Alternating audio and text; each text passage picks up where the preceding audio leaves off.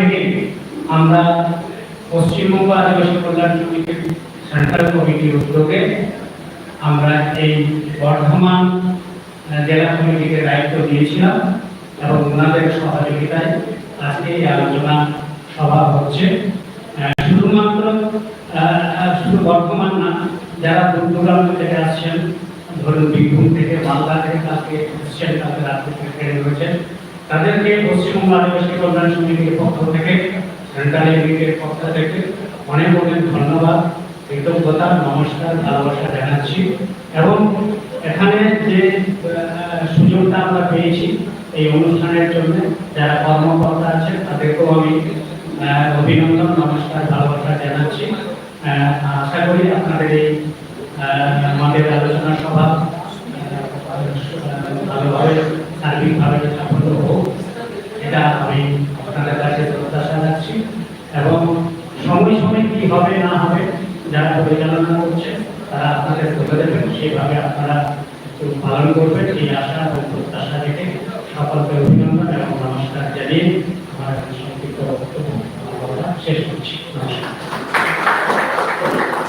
ধন্যবাদ জানাই পশ্চিমবঙ্গ আদিবাসী কল্যাণ সমিতির কেন্দ্রীয় কমিটির সভাপতি মাননীয় বিতন চন্দ্র টুডু মহাশয়, আমাদের সমাজসেবী অনুমতি প্রদান অনুমতি আমরা মূল প্রক্রিয়া ঢুকতে চলেছি।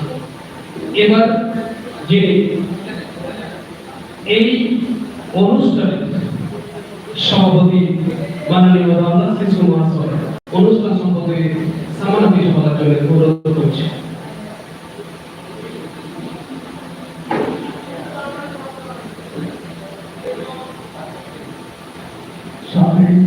সভাপতি উপস্থিত বিভিন্ন জেলা থেকে আগত সহযোগিতাবৃন্দ, প্রথমে জানাই আজকে অনুষ্ঠানের সংগ্রামী অভিনন্দন জানিয়ে আপনারা শুনলেন আমাদের সভাপতি মহাশয়ের মুখ থেকে শুনলেন, তার বক্তব্য থেকে শুনলেন আজকের উদ্দেশ্যটা কি। আমরা যতটা পারি আমাদের যে সাংবিধানিক অধিকার, সাংবিধানিক যে অধিকার আছে সেই অধিকারের পুরো ভালো করে পুঙ্খানুপুঙ্খভাবে আমাদের আপনারা অনেকেই জেনে গেছেন বিষয় বা সাবজেক্ট বা সাঁতার জেনে করি না কেন এখন নির্দিষ্ট করা আছে। এই নির্দিষ্ট বাইরে বক্তাকে অনুরোধ করবো যেন অন্য কিছু না বলেন, সময় নষ্ট না করেন, পয়েন্ট আলোচনা করেন, সেগুলো আপনারা দয়া করে আমরা হাতে দিতে পারছি না, আমাদের আপনাদের হাতে তুলে দেওয়া। কিন্তু আপনারা সঠিকভাবে আপনারা নিজেদের কাছে নোট করুন, নোট করে সেগুলো রাখুন। মানুষের পরে আমরা যদি সময় পাই চেষ্টা করছি 1 ঘন্টা পরে প্রশ্নোত্তর পর্ব থাকবে, আর এখান থেকে যা বলা হলো সেটা সঠিক না ঠিক না আরো কিছু জানার ইচ্ছে থাকলে, কিছু প্রশ্ন থাকলে সেগুলো আমরা প্রশ্নোত্তর পর্বে সেখানে চলে যাব। আপনাদের যত সম্ভব আপনাদের কাছে অনুরোধ, আপনারা সেগুলো উত্তর দেবেন, যথাযথ উত্তর দেবেন, যতটা পারি আমরা সমর্থভাবে আমরা যদি জ্ঞান কিছু না হলেও অর্জন করতে পারি সেই উদ্দেশ্য নিয়ে। আর একটা কথা বলবো, বর্তমান একটা নির্দিষ্ট টাইম থাকবে, সেই টাইমের মধ্যে আপনারা শেষ করবেন, কারণ দেরিতে আমাদের অনুষ্ঠান শুরু করতে দেরি হয়ে গেছে, এই জন্য আমরা ক্ষমা প্রার্থী। সকলকে সংগ্রামী অভিনন্দন জানিয়ে আজকের সভা পরিচালনা কার্যক্রমের সঞ্চালক মাননীয় সময় হাসপাতাল থেকে আমি অনুরোধ করব এবং সাথে সাথে আমাদের আজকের যে অনুষ্ঠান পূর্ব বর্ধমান জেলার যে সহযোগিতা করা হয়েছে এবং ব্যবস্থাপনা স্বাগত ভাষণ দেওয়ার জন্য আমাদের পূর্ব বর্ধমান জেলার সভাপতি মহাশয় মাননীয় আমাদের মহাদেব টুডু মহাশয়কে স্বাগত ভাষণ দেওয়ার জন্য অনুরোধ করছি।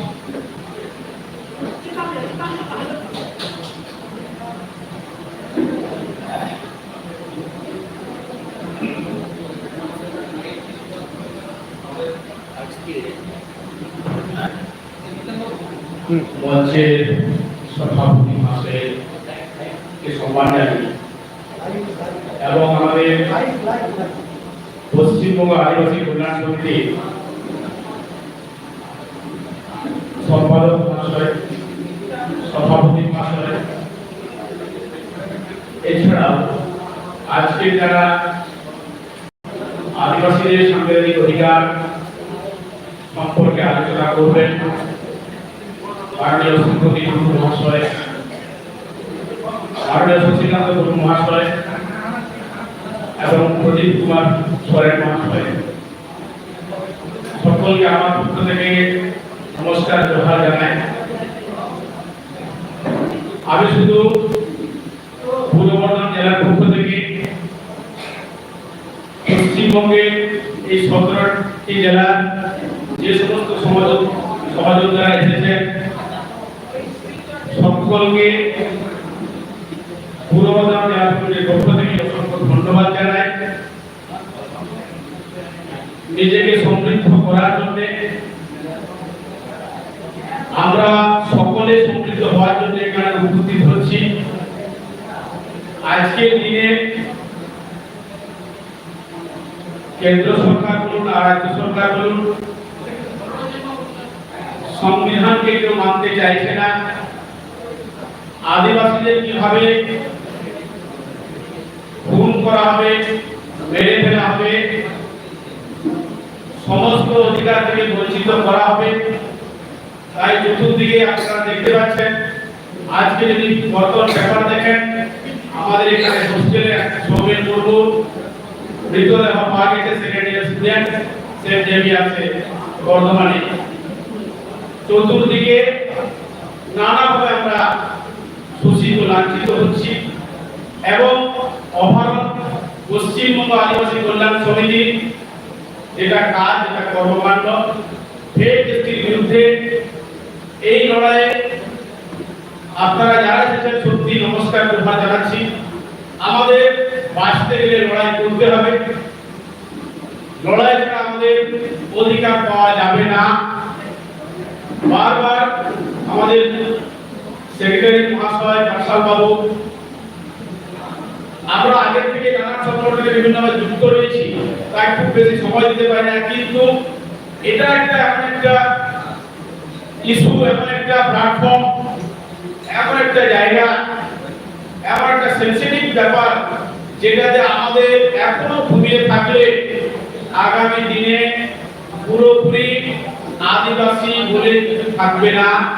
তাই সকলে আপনারা এখানে সমৃদ্ধ হবেন, সকলেই আমরা প্রত্যেকেই সৈনিক এবং প্রত্যেক জেলা আরো বেশি মেম্বার বাড়াবেন এবং আমাদের এই যুদ্ধ, আমাদের এই লড়াইকে আরো এগিয়ে নিয়ে যাব আমরা সকলে মিলে।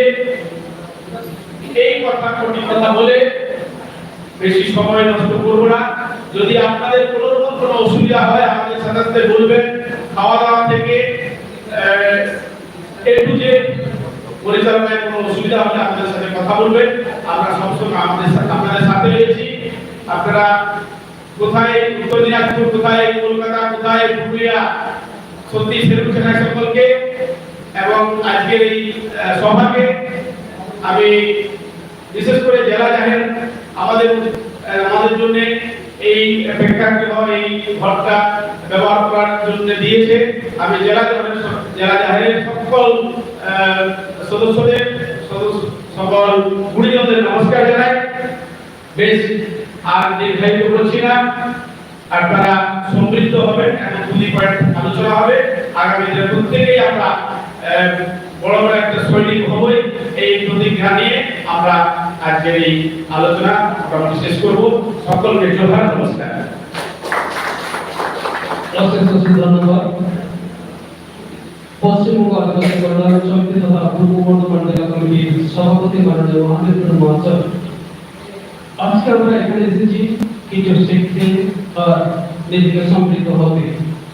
আমরা আমাদের পথটা অতটা সুগম নয়, দুর্গম। আমাদের রাস্তাটা চড়াইলের উদ্যান অত্যন্ত প্রতিবন্ধকতার মধ্য দিয়ে আমাদের দিতে হবে।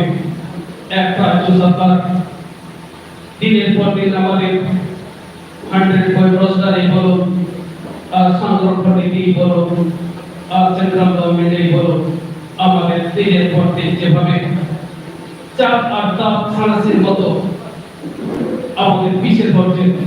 তাই আমরা পশ্চিমবঙ্গ আদিবাসী কল্যাণ সমিতির পক্ষ থেকে যারা 17টি জেলার প্রতিনিধি এসেছেন তাদেরকে প্রত্যেকে পূর্ব বর্ধমান জেলা কমিটির পক্ষ থেকে সবাইকে ফুল জমা জানিয়ে আজকের উদ্বোধনী সঙ্গীত পরিবেশন করবেন ঋণাকেন্দ্র মহাশয়।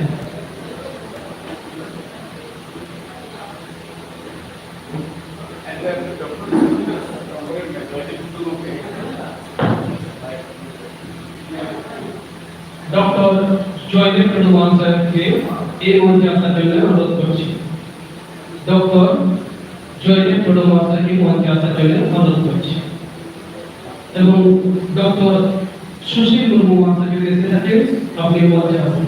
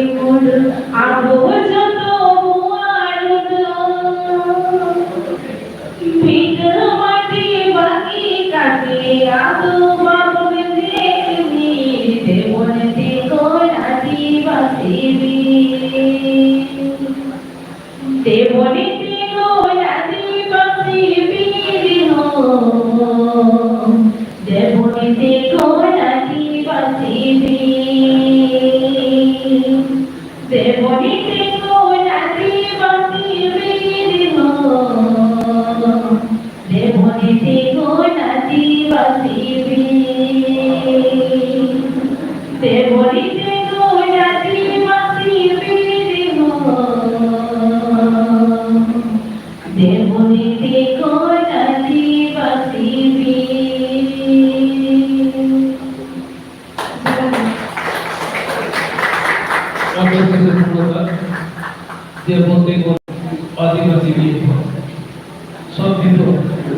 আমরা যদি একবার উঠে দাঁড়াই, যত ঝড় আসুক, যত ঝঞ্ঝায় আসুক, আমাদের মনের মধ্যে একটাই, হেরে যেতে শিখি আমি, হারার জন্য নই আমি, বছর হয়তো সাময়িক আমাকে থামি দেয়, থামার জন্য নই আমি।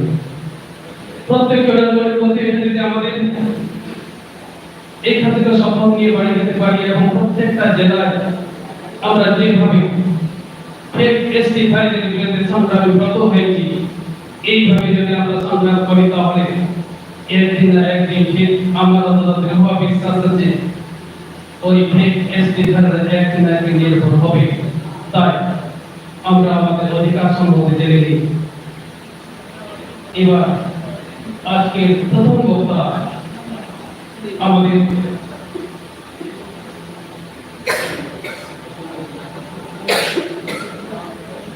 প্রথম বক্তা বলার আগে আমাদের অতিথি হিসেবে উপস্থিত হয়েছেন শিশুকালো পেশা ইউনিভার্সিটির অধ্যাপক তথা সাঁওতালি ভাষায় ভারতীয় সংবিধান অনুবাদক মাননীয় শ্রীপতি টুডু মহাশয়কে বরণ করার জন্য অনুরোধ করছি। রেমলাকে ধন্যবাদ।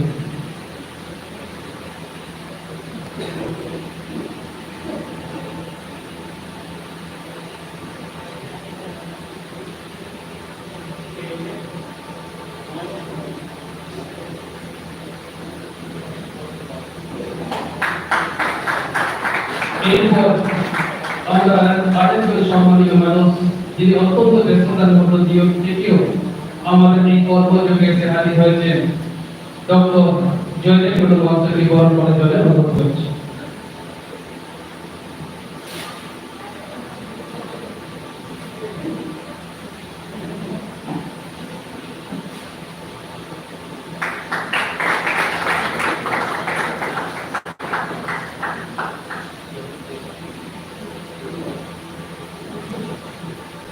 অশেষ অশেষ ধন্যবাদ জয়দেব টুডু মহাশয়কে। আজকে আমরা যে উদ্দেশ্যে পশ্চিমবঙ্গ আদিবাসী কল্যাণ সমিতির কেন্দ্রীয় কমিটির উদ্যোগে এবং পূর্ব বর্ধমান জেলা কমিটির সহযোগিতা এবং ব্যবস্থাপনার যে একদিনের আদিবাসীদের সাংবিধানিক অধিকার, এই বিষয়ের উপর আমরা একদিনের আলোচনা সভার আয়োজন করেছি। তার প্রথম পর্বের অভাব আমরা প্রথম বক্তা হিসেবে আমরা পেয়েছি, যিনি অত্যন্ত ব্যস্ততার মধ্য থেকে থেকেও আজকের এই সংগ্রামে উনি হাজির হয়েছেন। ইস্টার্ন রিজিওনাল অডিটর অফিসার মাননীয় সমীর হেমব্রম মহাশয়কে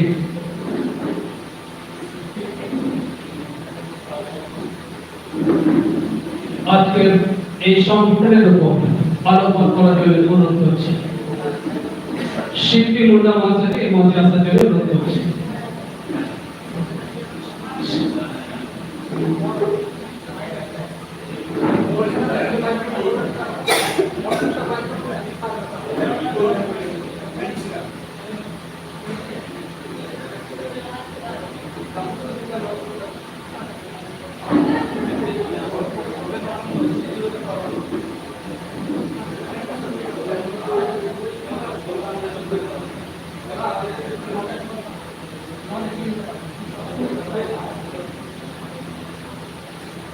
হ্যালো, আমরা এই দুঃখের সহিত জানাচ্ছি আমাদের জয়েন্ট ভিডিও সীমানি ম্যাডাম আজকে উপস্থিত হতে পারছেন না, বিশেষ আপডেট কাজের জন্য আমাকে ফোন করেছেন। সেই সংক্রান্ত সেই বিষয়টা আমরা মাননীয় স্পিকারকে দিয়ে আলোচনা করাবো, শুরু করাবো।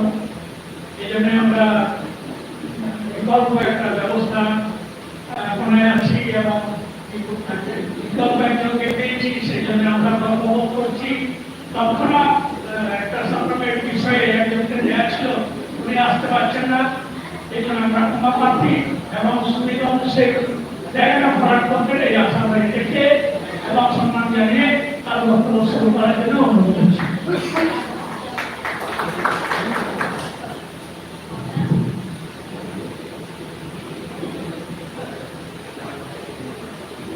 ধন্যবাদ। আজকে যারা এখানে এসে পৌঁছেছেন বিভিন্ন জেলা থেকে,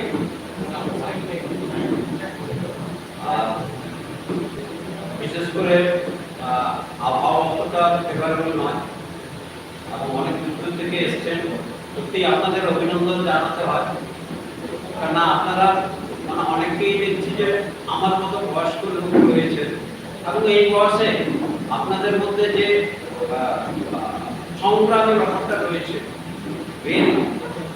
মানে আজকে আমি নিজে আবার ইন্সপায়ার্ড ফিল করছি আপনাদেরকে দেখে, যে আপনারা এসেছেন বয়স্ক লোক। আমার সাথে যিনি এসেছেন উনি ভেটেরেন এবং উনি নিজে ড্রাইভ করে গাড়ি নিয়ে এসেছেন আমাদের, এবং আমার খুব ভালো লাগছে যে এই যে জেদটা আছে আমাদের, যেটা আমাদের প্রথম যে স্বাধীনতা সংগ্রাম শুরু হয়েছিল শিবিকানুর মাধ্যম দিয়ে, সেই স্বাধীনতা সংগ্রামের সেই যে রক্তের ইয়েটা হতে আমাদের মধ্যে এখনো রয়েছে।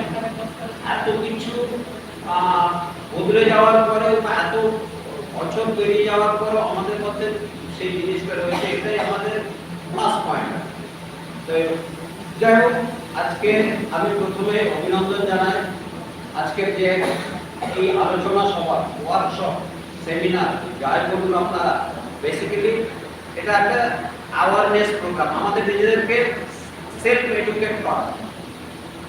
কেননা আমরা যদি শিক্ষাটা না পাই, আমরা যদি শিক্ষিত না হতে পারে, তাহলে শিক্ষিত মানুষগুলোর সাথে বলে আমরা কথায় বা কাজে বা যেভাবেই হোক আমরা পেরে উঠব। এবং এইটাই আমাদের আজকে আমরা যে মাল্যদান পর্ব এখানটায় চলছিল, আমার খুব ভালো লাগছিল। সারা ভারতের আদিবাসীদের বা দলিত মানুষদের এক মালায় বা এক সূত্রে বেঁধে রেখেছেন যে লোকটা, সেই ডক্টর বি.আর. আম্বেদকর সাহেবকে মাল্যদান পর্বের মধ্যে দিয়ে অনুষ্ঠানটা শুরু হয়েছে। আমি আয়োজক এবং এই পূর্ব Bardhaman committee as well as central কমিটিকে সত্যি তাদের চিন্তা ভাবনার জন্য আমি তাদেরকে ধন্যবাদ জানাই। কেননা এই ডক্টর বি.আর. আম্বেদকর যদি না থাকতে, তাহলে ব্রাহ্মণবাদী সমাজটাতে তুলে আমাদের আজকের অস্তিত্বটা কতখানি থাকতো আমার সন্দেহ হয়েছে। তো সেদিক থেকে এই বি.আর. আম্বেদকর যিনি আমাদের বেঁধে রেখেছেন, আজকে সারা ভারতের আদিবাসী আজকে যে সংবিধানে উনি যে প্রফেশনাল কনস্টিটিউশনাল যে রাইটস আদিবাসীদের দিয়ে গেছেন, সেই জন্যই আজকে বোধহয় আমরা আজকে কি বলবো, যেখানে আমরা রয়েছি অনেকখানি আমরা সেই পরিচয়টা দিয়ে আমাদের নিজেদের কতখানি কি ক্যাপাসিটি ছিল বা সামর্থ্য ছিল আমাদেরকে নিজেদেরকে প্রুভ করা। কিন্তু এই ভদ্রলোক তিনি যে কমিশনটা করে গেছেন ভারতীয় সংবিধানে, সেই জন্যই বোধহয় আজকে আমরা এই জায়গায় অনেকখানি এগিয়ে এসেছি এবং আমাদের নিজেদেরকে একটা নতুন চোখে দেখতে পাচ্ছি। যাই হোক, আমি নিজের পরিচয়টা আপনাদের বলিনি, সেজন্য আপনাদের কাছে ক্ষমা চাচ্ছি। আমি নিজেরা একদম সংগ্রামী, মানে আমাদের এসসি এসটি আদিবাসীদের যে অধিকারগুলো রয়েছে, চিরজীবন আমরা সেই সংগ্রামের প্রত্যেকে জড়িয়ে আছে কম বেশি। এবং আমি নিজের সংগ্রামী, আমার নিজের যে পরিচয় এখানে, আমি বেসিক্যালি কর্পোরেট হাউসিং লোক ছিলাম। আমি এয়ার ইন্ডিয়া, আপনারা শুনেছেন, এয়ার ইন্ডিয়ার রিজিনাল অফিসার ছিল ইস্টার্ন রিজিয়ন। এই হচ্ছে আমার সংক্ষিপ্ত ইয়ে। কিন্তু চিরদিন আমরা অফিসে বা যেখানেই হোক, আমরা কিন্তু চিরদিন বিভিন্ন অ্যাসোসিয়েশন বা গণসংগঠন মাধ্যমগুলোর মধ্যে আমাদের এই যে দাবি দাওয়াগুলো আমরা যাতে স্বীকৃতি পাই বা আমরা যাতে পেতে পারি, সেই জন্য আমরা সংগ্রাম করে গেছি। আর আমার খুব ভালো লাগছে যে অনেকদিন থেকে স্বপ্ন ছিল এরকম একটা সংগঠনের, যে সংগঠন যেভাবে এসটি সার্টিফিকেট বেড়ে যাচ্ছে, আজকে আপনারা নিশ্চয়ই কেউ অস্বীকার করবেন না, আজকে যারা জেনুইন এসটি তারা কিন্তু ভালো ভালো প্রতিষ্ঠানে বা চাকরি ক্ষেত্রে তাদের নাম আমরা দেখতে পাচ্ছি না। আমরা মুর্মু, টুডু, সরেন, বার্লা বা কনগাড়ি বা টিকাদের আজকাল দেখতে পাচ্ছেন। আমি নিজে যে কলকাতায় থাকি, ভীষণভাবে খারাপ লাগছে।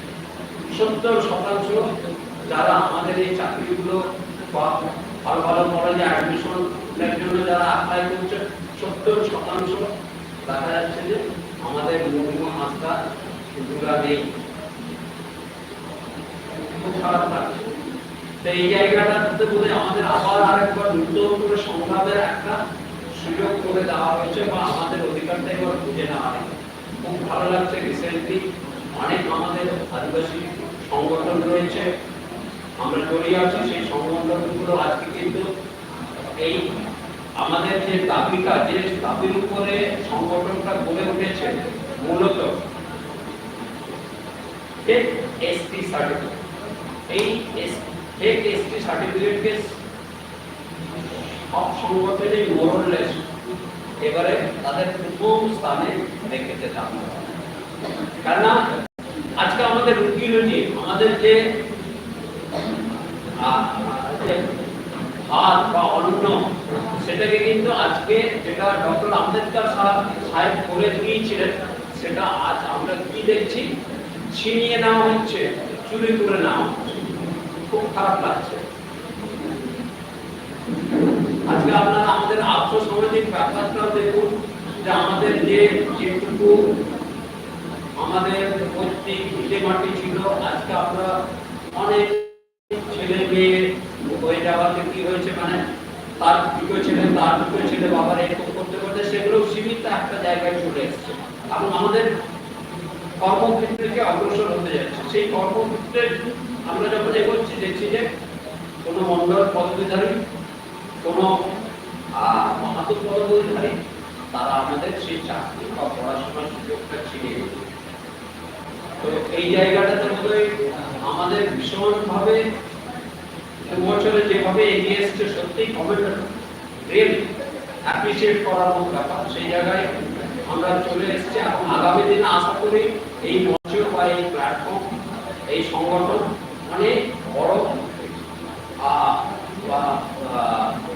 অ্যাচিভমেন্ট বা জায়গায় পৌঁছতে পারবো আমরা।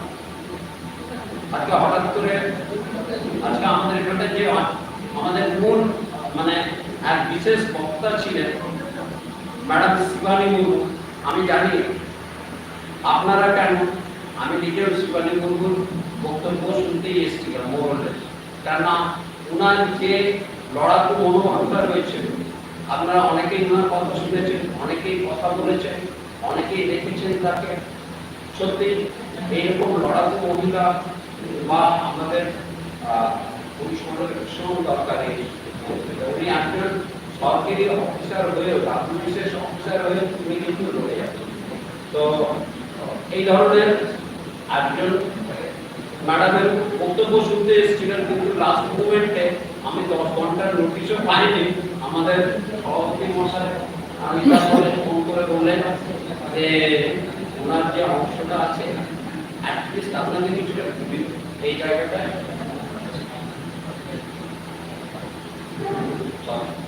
তো এই জায়গাটাতে কিছুটা আমাদের ওনার অনুপস্থিতিতে একটু হলেও আপনাকে সময় দিতে হবে।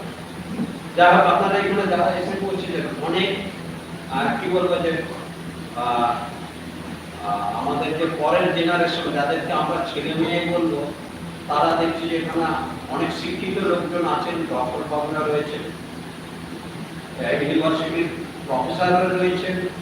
তো তারা আমাদেরকে অনেক বেশি আমাদেরকে গাইড করতে পারবেন আগামী দিনে, এটাই আমি আশা করি। এবং আমার মনে হয় আপনারা যারা এখানটায় রয়েছেন, তারা প্রত্যেকেই যেভাবে ডিস্ট্রিক্ট কমিটিগুলো, জেলা সংগঠনগুলো আপনারা আমাদের চালিয়ে নিয়ে যাচ্ছেন, রিয়েলি মানে একটা জায়গায় আমরা পৌঁছেছি আস্তে আস্তে। আজকে আপনারা কিছুদিন আগে 2-1 দিনের মধ্যে শুনেছেন নিশ্চয়ই যে বিধানসভায় একটা এরকম একটা অ্যামেন্ডমেন্ট বিল আসতে চলেছে, যে আমাদের যে এসটি সার্টিফিকেট, এটা আমাদের সরকারকেও কানেও এবারে লাগছে, তাদের কাছে আমরা পৌঁছে দিতে পেরেছি। আসলে খুব শিগগিরই এই ব্যাপারটা হয়তো আমাদের কাছে আমরা দেখতে পাচ্ছি যে এই যে যেভাবে প্রাইমারি এখানে এসটি সার্টিফিকেট অন্যান্য পেশ করা হচ্ছে, এগুলো আমরা যে ইয়েগুলো নিয়ে গেছি, আমাদের যে কি অভিযোগগুলো বিভিন্ন এসডিও অফিসে, হ্যাঁ, তো এসডিও অফিসে সেইগুলো থেকে আমরা কিন্তু অনেকখানি এগিয়ে আসতে কিছুটা হলে আমরা এগিয়ে গেছি। তো এনিওয়ে, তো আজকের যে এই সেশনে যেটা ছিল শিবানী ম্যাডামের, যে বেসিক্যালি যে upgradation of SC ST certificate issue করা যে পদ্ধতিটা, তো সেটার ব্যাপারে অ্যাসাজ যেটা আপগ্রেডেশন হয়েছে বলতে গেলে 1995 যে এসসি এসটি যেটা আমরা বলছি এখানে West Bengal schedule caste and schedule tribe identification act 1994, এবং তারপরে 95 এ এটা অ্যামেন্ডমেন্ট, এবং এই অ্যামেন্ডমেন্টে এমন কিছু বড় জিনিস আসেনি যদিও, কারণ আমরা সবাই অবগত আছি যে আমার যদি এসসি সার্টিফিকেট দরকার হয়, গ্রামাঞ্চলে আমরা কোথায় যাচ্ছি, ব্লক অফিসে, বিডিও অফিসের কাছে যাচ্ছি, এই হচ্ছে একটা ইয়ে। তারপরে সেখান থেকে আমাদের উপরের দিকে সেই বিডিও অফিস থেকে আমাদের যে রেকমেন্ডেশন গুলো হচ্ছে, সেই বেসিসে আমাদের সেই সার্টিফিকেট ইস্যু করা হচ্ছে। জেনারেলি আমাদের যে 60 ডেজ টাইম লিমিট একটা আছে, বা 4 সপ্তাহ বলা যায়, 8 সপ্তাহ সরি, এই 60 ডেজ টাইম লিমিটের মধ্যে আমাদের কিন্তু এসটি সার্টিফিকেট বা এসসি সার্টিফিকেটটা পেয়ে যাওয়া উচিত। এটাই এই অ্যাক্টে ওয়েস্ট বেঙ্গল যে schedule caste and schedule tribe identification act 94 আছে, তাতে কিন্তু এটাই বলা হয়েছে। এবং এইখানটায় যেটা যে জায়গাটাতে বেসিক জিনিস যেটা বলছে, যে আমি জানি না আমাদের মধ্যে কেউ অস্বস্তিতে পড়ছেন কিনা, তবে যদি পড়ে থাকেন, কারণ এই অভিযোগগুলো আমরা পাচ্ছি কলকাতা এলাকায়, বিশেষ করে 24 পরগনা এলাকায়, এখানে শিল্পী ম্যাডাম আছে, ওনার এরিয়াতে দেখেছি যে আমাদের যারা রয়েছে ওখানটায়, যারা যেখান থেকে আমরা নাম করতে গেছি, তো ডাউন দ্য লেভেল একটা অসুবিধা হচ্ছে। স্কুল ফাইনাল পাস করেছে, হায়ার সেকেন্ডারি বা তাদের কাছে এসপি সার্টিফিকেট নেই, কারণ তাদের বাবা মারা যেটা সেই মানে চ্যানেল বা সেই পদ্ধতিটা ওনারা জানেন না, লেখাপড়া ওনাদের মধ্যে সেই সুযোগটা হয়ে ওঠেনি, যার জন্য এবারে আমাদেরকে সেখানটায় কিছুটা হলেও তাদেরকে আমরা চেষ্টা করছি যে এইভাবে আপনারা এসপি সার্টিফিকেট অ্যাপ্লাই করুন। কেননা অনলাইন দুটো এরিয়া আছে, আমাদের যে অনলাইনে এসপি সার্টিফিকেট অনলাইনেও অ্যাপ্লাই করা যায়, এবং সেটা আপনাদের কাছে অনেকের কাছেই আছে জানেন বলে, তাতে আমরা যদি সেই সার্টিফিকেট অ্যাপ্লাই করে দিই, আমার কাছে যে ডকুমেন্ট আছে উইদিন 60 ডেজ, তারপর আমাদের যে হিয়ারিংটা হবে আর ওই ফিজিক্যাল ডকুমেন্টগুলো আমাদের কাছে যে 5খানা মেজর ডকুমেন্ট আছে, একটা হচ্ছে সিটিজেন সার্টিফিকেট, ডেফিনেটলি আমি ভারতীয় কি ভারতীয় নয় সেই সার্টিফিকেটটা, এবং এই সিটিজেন সার্টিফিকেটটার যে প্রুফটা সেটা করতে গেলে আমাদের মোটামুটি যে জিনিসটা লাগছে সেটা হচ্ছে আমাদের ভোটার কার্ড থাকছে, বা অথেন্টিকেটেড ভোটার লিস্ট, যেটা ভোটার লিস্ট থাকে, PAN card, birth certificate, caste certificate যদি থাকে বাবা মা, আর সরকারের অন্য যে আইডেন্টিফিকেশন যেমন আধার কথা এখানে বলা নেই, এইগুলো হচ্ছে সিটিজেন সার্টিফিকেট। আমি সিটিজেনশিপটা কমপ্লিট করে না। এবার দ্বিতীয় যে জিনিসটা চাইছে, whether he is a permanent resident of West Bengal since 1950, এখানটা একটা কমিশন আছে, যেখানটা এসসি হতে গেলে 1950 এর আগে থেকে যারা রয়েছে তাদের বাবা মা আদি যারা পশ্চিমবঙ্গ, তাদের যে ইয়েটা রয়েছে মানে 1950 এর আগে থেকে তাদের বাবা মা যদি থাকছে, তাহলে ডেফিনেটলি তাদের ছেলে মেয়েরা রেসিডেন্ট, যেটা বলছে permanent resident of West Bengal 1900 মানে এখানকার পার্মানেন্ট রেসিডেন্ট না হলে ওয়েস্ট বেঙ্গল গভর্নমেন্ট কিন্তু জুম করে সার্টিফিকেট ইস্যু করবে। If they are migrated from other state, অন্য ডিস্ট্রিক্ট থেকে যদি তারা এসে থাকে, তাহলে সেখান থেকে কিন্তু অনেক কিছু ইনস এন্ড বার্থ আছে, অনেক কিছু ভেরিফিকেশনের ব্যাপার আছে। যেমন আপনারা, আমি একটা ছোট্ট একটা উদাহরণ দিচ্ছি, আজকে আমরা এখানে রয়েছি, আদিবাসী হিসেবে পরিচয় দিতে পারছি, সরকার স্বীকৃতি দিয়েছে। আমার যে ভাই বোনেরা আজকে আসামে বছরের পর বছর আছে, কয়েকশো বছর ধরে আছে, তারা চাষ শ্রমিক হিসেবে গিয়েছিল, আজকে পর্যন্ত তারা কিন্তু আদিবাসী হিসেবে পরিচিতি পায়নি, তারা তাই বলে এখনো সেখানটায় আমাদের তারা লড়াই করে যাচ্ছে। এটা 2 নম্বর ছিল যে ওয়েস্ট বেঙ্গলের 1950 সাল থেকে আর তারপরে হচ্ছে এই 1950 সাল থেকে যে ইয়েটা, সেটার জন্য বলছে যে ল্যান্ড ডিড আপনার যথেষ্ট ল্যান্ড ট্যাক্স রিসিট যথেষ্ট, যে আপনি এখানকার পার্মানেন্ট রিসিট, কারণ আমাদের বাবা ঠাকুরদাদের জমির দলিল আছে, সেটা দিয়ে হয়ে যাবে। ভোটার লিস্ট আছে, তাদের যে ভোটার লিস্টে বার্থ সার্টিফিকেট আছে, রেশন কার্ড রয়েছে পার্মানেন্ট রেসিডেন্সের জন্য আরেকটা। আর এবারে হচ্ছে যে এছাড়াও যেটা বলছে যে যদি সে is an ordinary resident at the address currently residing, সেক্ষেত্রে তাহলে লোকাল রেসিডেন্স হিসেবে আমাদের যে জিনিসগুলো আছে, যেমন ভোটার কার্ড, আধার কার্ড, এগুলো আমাদের প্যান কার্ড, রেশন কার্ড, এগুলো কিন্তু আমাদের চলে আসে। বাইরে থেকে যদি আমি ঝাড়খণ্ড থেকেও চলে আসতে তাহলে কিন্তু এগুলো দিয়েও আমাদের পারপাসটা সার্ভ করছে। থার্ড ওয়ান যে 3 নম্বর যে জিনিসটা, সেটা আমাদের এই কারেন্টলি রিসাইডিং স্টেট, মানে এই মুহূর্তে যে স্টেটে রয়েছে, তাহলে তার এসটি অধিকারটা আছে এতে।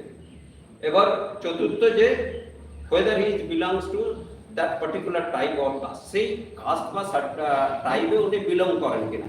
এখানকার জন্য যে জিনিসটা চাওয়া হচ্ছে কাস্ট সার্টিফিকেট অফ প্যাটার্নাল, যে ব্লাড, আমার ঠাকুরদা, বাবা, মা, তাদের যদি কাস্ট ট্রাইব সার্টিফিকেট হয় না, দ্যাট ইজ সাফিসিয়েন্ট, সেটা হলেই আমরা কি সেই সার্টিফিকেটটা পেতে পারবো। আর কপি অফ ল্যান্ড ডিডও রয়েছে, এটাও অ্যাকসেপ্টেবল হচ্ছে। আর এছাড়া আমাদের পঞ্চম যে জিনিসটা দরকার হচ্ছে, সেটা হচ্ছে আমাদের আইডেন্টিটি। আইডেন্টিটির ক্ষেত্রে যে আমাদের নিজেদের সেলফ আইডেন্টিটি, আইডেন্টিটি কার্ড হতে পারে, অ্যাডমিট কার্ড হতে পারে যারা পড়াশোনা করছে, এছাড়া বার্থ সার্টিফিকেট হতে পারে, পাসবুক, ব্যাংক অ্যাকাউন্ট পর্যন্ত চলবে। তো এই জন্যই এই সবগুলো রিসেন্ট যে 95-এ যেটা অ্যামেন্ডমেন্ট করা হয়েছিল ওয়েস্ট বেঙ্গল যে শিডিউল কাস্ট শিডিউল ট্রাইবস যে আইডেন্টিফিকেশন অ্যাক্ট, সেটাতে এই প্রভিশনগুলো রয়েছে। তা আপনারা যারা রয়েছেন দেখবেন, আপনারা কোথাও কোনো আমাদের সত্যি কিছু লোকের অসুবিধা হচ্ছে এই সার্টিফিকেট পেতে, ভাইরাস যেখানে আমরা ফেক সার্টিফিকেট, তারা কিন্তু খুব সহজে, কারণ কিছু কিছু জায়গায় প্রভিশন এমন আছে যে লোকাল এনকোয়ারি করা হবে যদি কোনো কিছু না থাকে। সেক্ষেত্রে কিছু কিছু জায়গায় আছে যে আমরা জানি যে পঞ্চায়েতের লোকজনও বা কমিশনাররাও কিছু কিছু জায়গায় এন্ডোর্সমেন্ট করছেন, কিন্তু সেই এনকোয়ারিটা প্রপারলি হচ্ছে কিনা এই জায়গাটাই ডাউট হয়ে যাচ্ছে। এবং যে জন্য কিন্তু এই এসটি সার্টিফিকেট, এসসি সার্টিফিকেট পাইকারি হারে বেরিয়ে যাচ্ছে। তো এই জায়গায় আমাদের প্রতিরোধটা গড়ে তুলতে হবে। কিন্তু আজকের যে বেসিক আলোচনাটা ছিল যে এসসি এসটি যে আপডেটেড যে গাইডলাইন, সেই ব্যাপারে আমি এইখানটা আরো বিশদভাবে আমি আমাদের মিতান বাবু রয়েছে, মিতান বাবুকে আমি বলবো যে উনি যদি কারো এই ব্যাপারে কিছু প্রশ্নোত্তর পর্ব একটা আছে আমি জানি, তা আরো যদি কিছু থাকে আপনারা ডেফিনেটলি সেই প্রশ্নগুলো করবেন। এবং আমি আরেকবার ধন্যবাদ জানাচ্ছি আপনাদের সবাইকে যারা এখানে এসছে। আপনারা সত্যি এক একজন যোদ্ধা আপনাদের বিভিন্ন জেলাগুলোতে।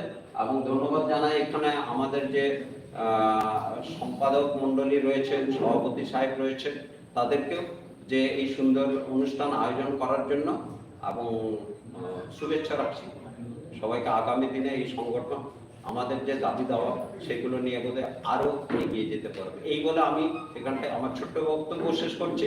আরো কিছু যদি আমি মিতাল বাবুকে বলবো, ওনার যদি এই ব্যাপারে আরো কিছু আপডেটেশন দেওয়ার থাকে উনি কাইন্ডলি এখানটা শেয়ার করবেন।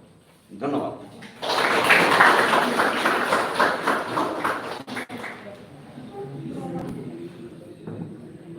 অশেষ অশেষ ধন্যবাদ। আমরা সত্যি একটা চিন্তিত ছিলাম কালকে রাত্রে থেকে। গত রাত্রে আমাদের ফোন করে জানাচ্ছে যে Shivani madam joint video Barabani পশ্চিম বর্ধমান, তো যে আমি কালকে যেতে পারছি না, অফিসে প্রচন্ড একটা চাপ, এবং তার সঙ্গে সঙ্গে ভিডিওর একটা কিছু একটা মেসেজ উনি পেয়েছেন যে ওনাকে যেতেই হবে। তো আমরা একটা চিন্তার মধ্যে ছিলাম যে আজকে এই অভাবটা যে আমাদের যে সাতানটা ছিল যে বিষয়টা আপডেট যে guidelines for issuings for of SC ST certificate in West Bengal, তো এই বিষয়ের উপর আমরা কাকে বলা করব, যে এই অবস্থায় মিতন বাবুকে বলা এবং তার সঙ্গে পার্সন বাবুকে বলা যে এই অভাবটা কি পূরণ করবেন। তো সেই সময়ে নিশ্চয়ই আমরা যারা আদিবাসী সম্প্রদায়ের মানুষ সেই অভাবটাকে পূরণ করার জন্য আমরা পেয়ে গেলাম কলকাতা থেকে আগত আমাদের এক্সটার্ন রিজিওনাল অফিসার মাননীয় সমিত যে আমরা মহাশয়কে আমাদের পূর্ব বর্ধমান জেলা কমিটির পক্ষ থেকে অশেষ অশেষ ধন্যবাদ এবং তার যে মূল্যবান বক্তব্য পেশ করার জন্য। এবার আমরা পেয়ে গেছি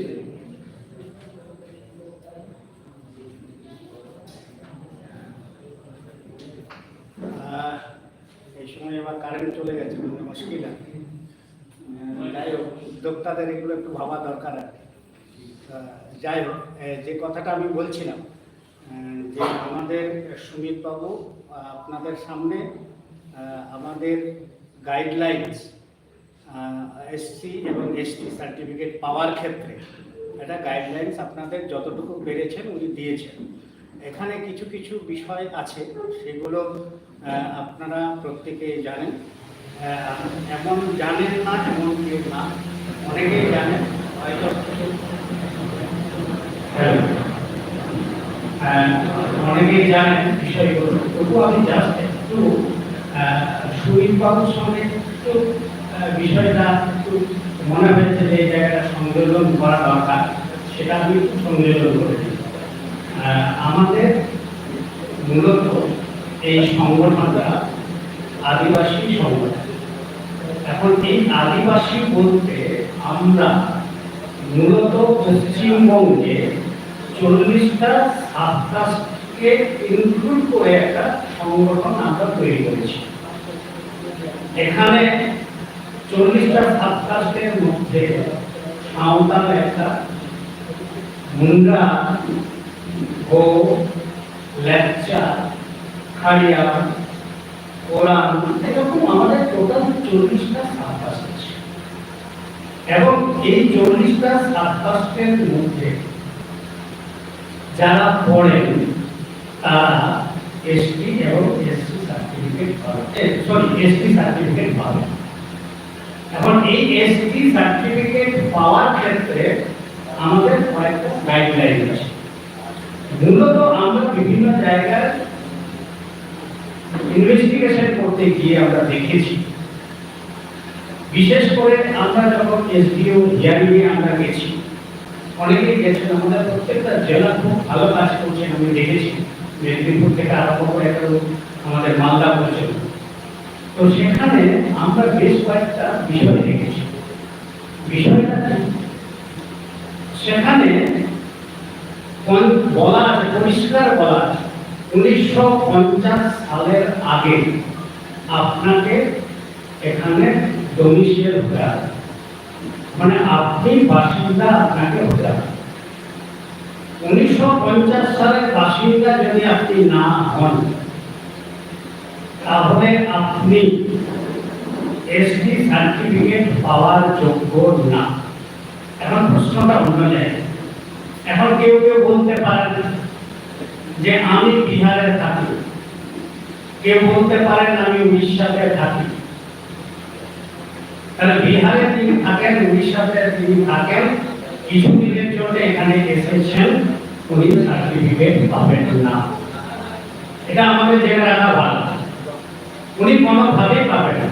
কিন্তু 1950 সালের আগে উনি যদি এসে থাকেন, তার পূর্বপুরুষ যদি এসে থাকেন, তাহলে উনি সার্টিফিকেট পাওয়ার যোগ্য।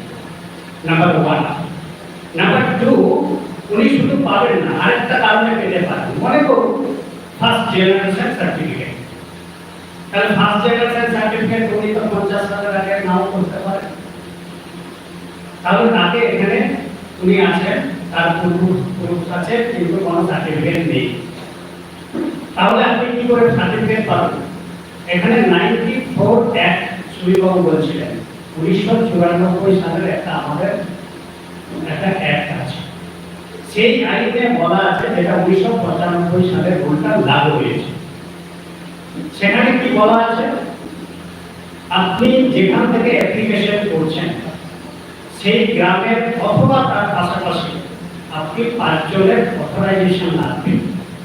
আপনাকে সার্টিফাই করতে হবে যে হ্যাঁ, তাকে আমি চিনি, এই কাজটা বিলং করেন, এই কাজটি লেখেন, এবং সেই কাজ লেখার পরে আপনার সার্টিফিকেট যা আছে সেটাও কিন্তু আপনাকে জমা দিতে হবে। তাহলে ফার্স্ট জেনারেশন কিন্তু সার্টিফিকেট হতে পারে। কিন্তু সমস্যাটা কোথায়? অনেকেই 10 বছর আগে এসেছেন, কেউ 5 বছর আগে এসেছেন, কিন্তু এখানে যেন তেন প্রকারের একটা ডোমিসাইল সার্টিফিকেট বের করে নিচ্ছে। আমি একটা উদাহরণ দিতে পারি। হাওড়াতে কিছুদিন আগে আপনারা জানেন সাপ্লাইয়ের একটা হিয়ারিং এর জন্য ডেকেছিলেন এসডিও সাহেব। আমি নিজে উপস্থিত ছিলাম, হাওড়া যারা গ্রুপে আছেন অনেকে ছিলেন সেখানে। আপনারা অদ্ভুত হয়ে যাবেন, মানে অবাক হয়ে যাবেন যে বিষয়টা কোন জায়গাটায় বিপদ আমাদের মাননীয় মুখ্যমন্ত্রী বলে দিয়েছেন যে এসটি এসসি সার্টিফিকেট পাওয়া থেকে একটু সরলীকরণ করতে হবে, ভালো, অসুবিধা নেই। নিশ্চয়ই যারা এসটি তারা তো পাওয়ারই কথা, পাওয়া উচিত, সেটা নিয়ে আমাদের কোনো দ্বিমত নেই। কিন্তু এই সরলীকরণ করতে গিয়ে সমস্যাটা অন্য জায়গায়। ধরুন চুরি করেছে দাদু, আর তার বাবা কি সার্টিফিকেট পেয়ে গেছে, আর তার ছেলে যখন অ্যাপ্লিকেশন করছে ব্লাড রিলেশন কি দেখাচ্ছে, বাবার সার্টিফিকেট। এসডিও কাছে বলা যায় আপনারা দিয়ে দিন, কারণ বাবার সার্টিফিকেট আছে। সমস্যাটা হলো তার বাবা যে চুরি করেছে সেটা কিন্তু দেখছে না। কিন্তু আমাদের বিনিয়োগে বলা যে যদি কোনো কারণে সন্দেহ হয় তাহলে তার বাবার সার্টিফিকেট আপনাকে দেখতে হবে, যেটা হাওড়া সার্টিফিকেটে হয়েছে। ব্যক্তি হচ্ছে এখানে প্রসাদ, টাইটেলটা নিচে প্রসাদ। তার ছেলে মেয়ে সে কোর্ট থেকে বের করেছে সার্টিফিকেট। আমাদের দুই বন্ধু আছে উত্তর 24 পরগনা, উত্তর 24 পরগনা থেকে বের করেছে সার্টিফিকেটটা, বাসিন্দা কোথাকার হাওড়া। আমি প্রশ্ন করেছিলাম আপনি হাওড়ায় থাকতে গিয়ে আপনি দক্ষিণ 24 পরগনা থেকে সার্টিফিকেটটা বের করবেন কেন? না ওখানে আমি আমাদের মানে বলতে পারছি না, ওই ওখানে আমার একজন আত্মীয় থাকেন, সেই মারফত আমি বলি বেশ ভালো। আপনার সার্টিফিকেট যখন আপনি পেলেন, আপনি কি কি সার্টিফিকেট শো করেছিলেন? উনি একটা স্কুলের সার্টিফিকেট শো করেছিলেন, স্কুলের সার্টিফিকেট শো করেছিলেন এবং গণ মহাসভা আছে উত্তর 24 পরগনায়, আপনারা জানেন। এই গণ মহাসভা সার্টিফাইড দিয়ে উত্তর 24 পরগনার এসডিও সাহেব সার্টিফিকেট দিয়ে দিয়েছেন। এসডিও সাহেব বলতে ভুল হবে, DM additional DM district magistrate তার সার্টিফিকেট দিয়েছে। পাঠাবো আমাকে জিজ্ঞেস করছে এটা কি হলো?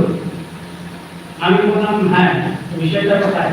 কিছু কিছু ক্ষেত্রে এডিশনাল যারা ডিস্ট্রিক্ট ম্যাজিস্ট্রেট হন তারা অনেক সময় এসডিও ডেজিগনেশন নিয়ে সার্টিফিকেট দিতে পারেন, এটা নিয়ে কোনো দ্বিমত নেই।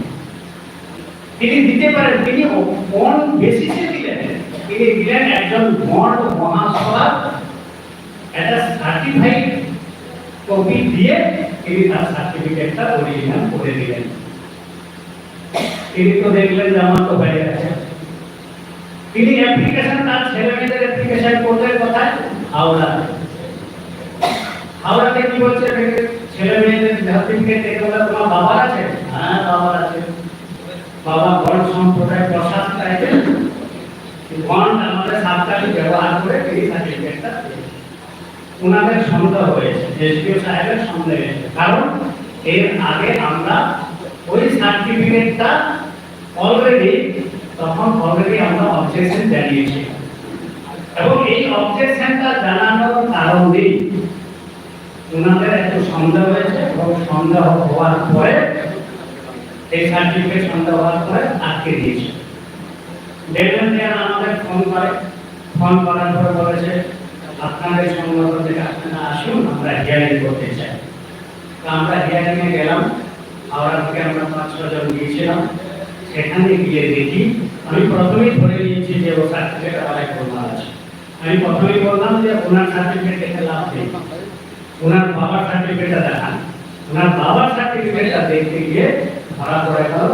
আমরা অবজেকশন দিয়ে এলাম যে এই সার্টিফিকেট কোনোভাবেই যেন না হয়। এসডিও আমাদের কথা দিলেন যে সঙ্গে সঙ্গে আমরা ক্যান্সেল করছি, আপনাকে কপি পাঠিয়ে দেওয়া হবে। ক্যান্সেল হয়ে গেছে, আমাদের কপি পাঠিয়ে দিয়েছে। কিন্তু তার বাবার ক্ষেত্রে আমরা কি করলাম, আমি পার্সোনাল খুব ব্যস্ত, আপনারা সকলেই জানেন।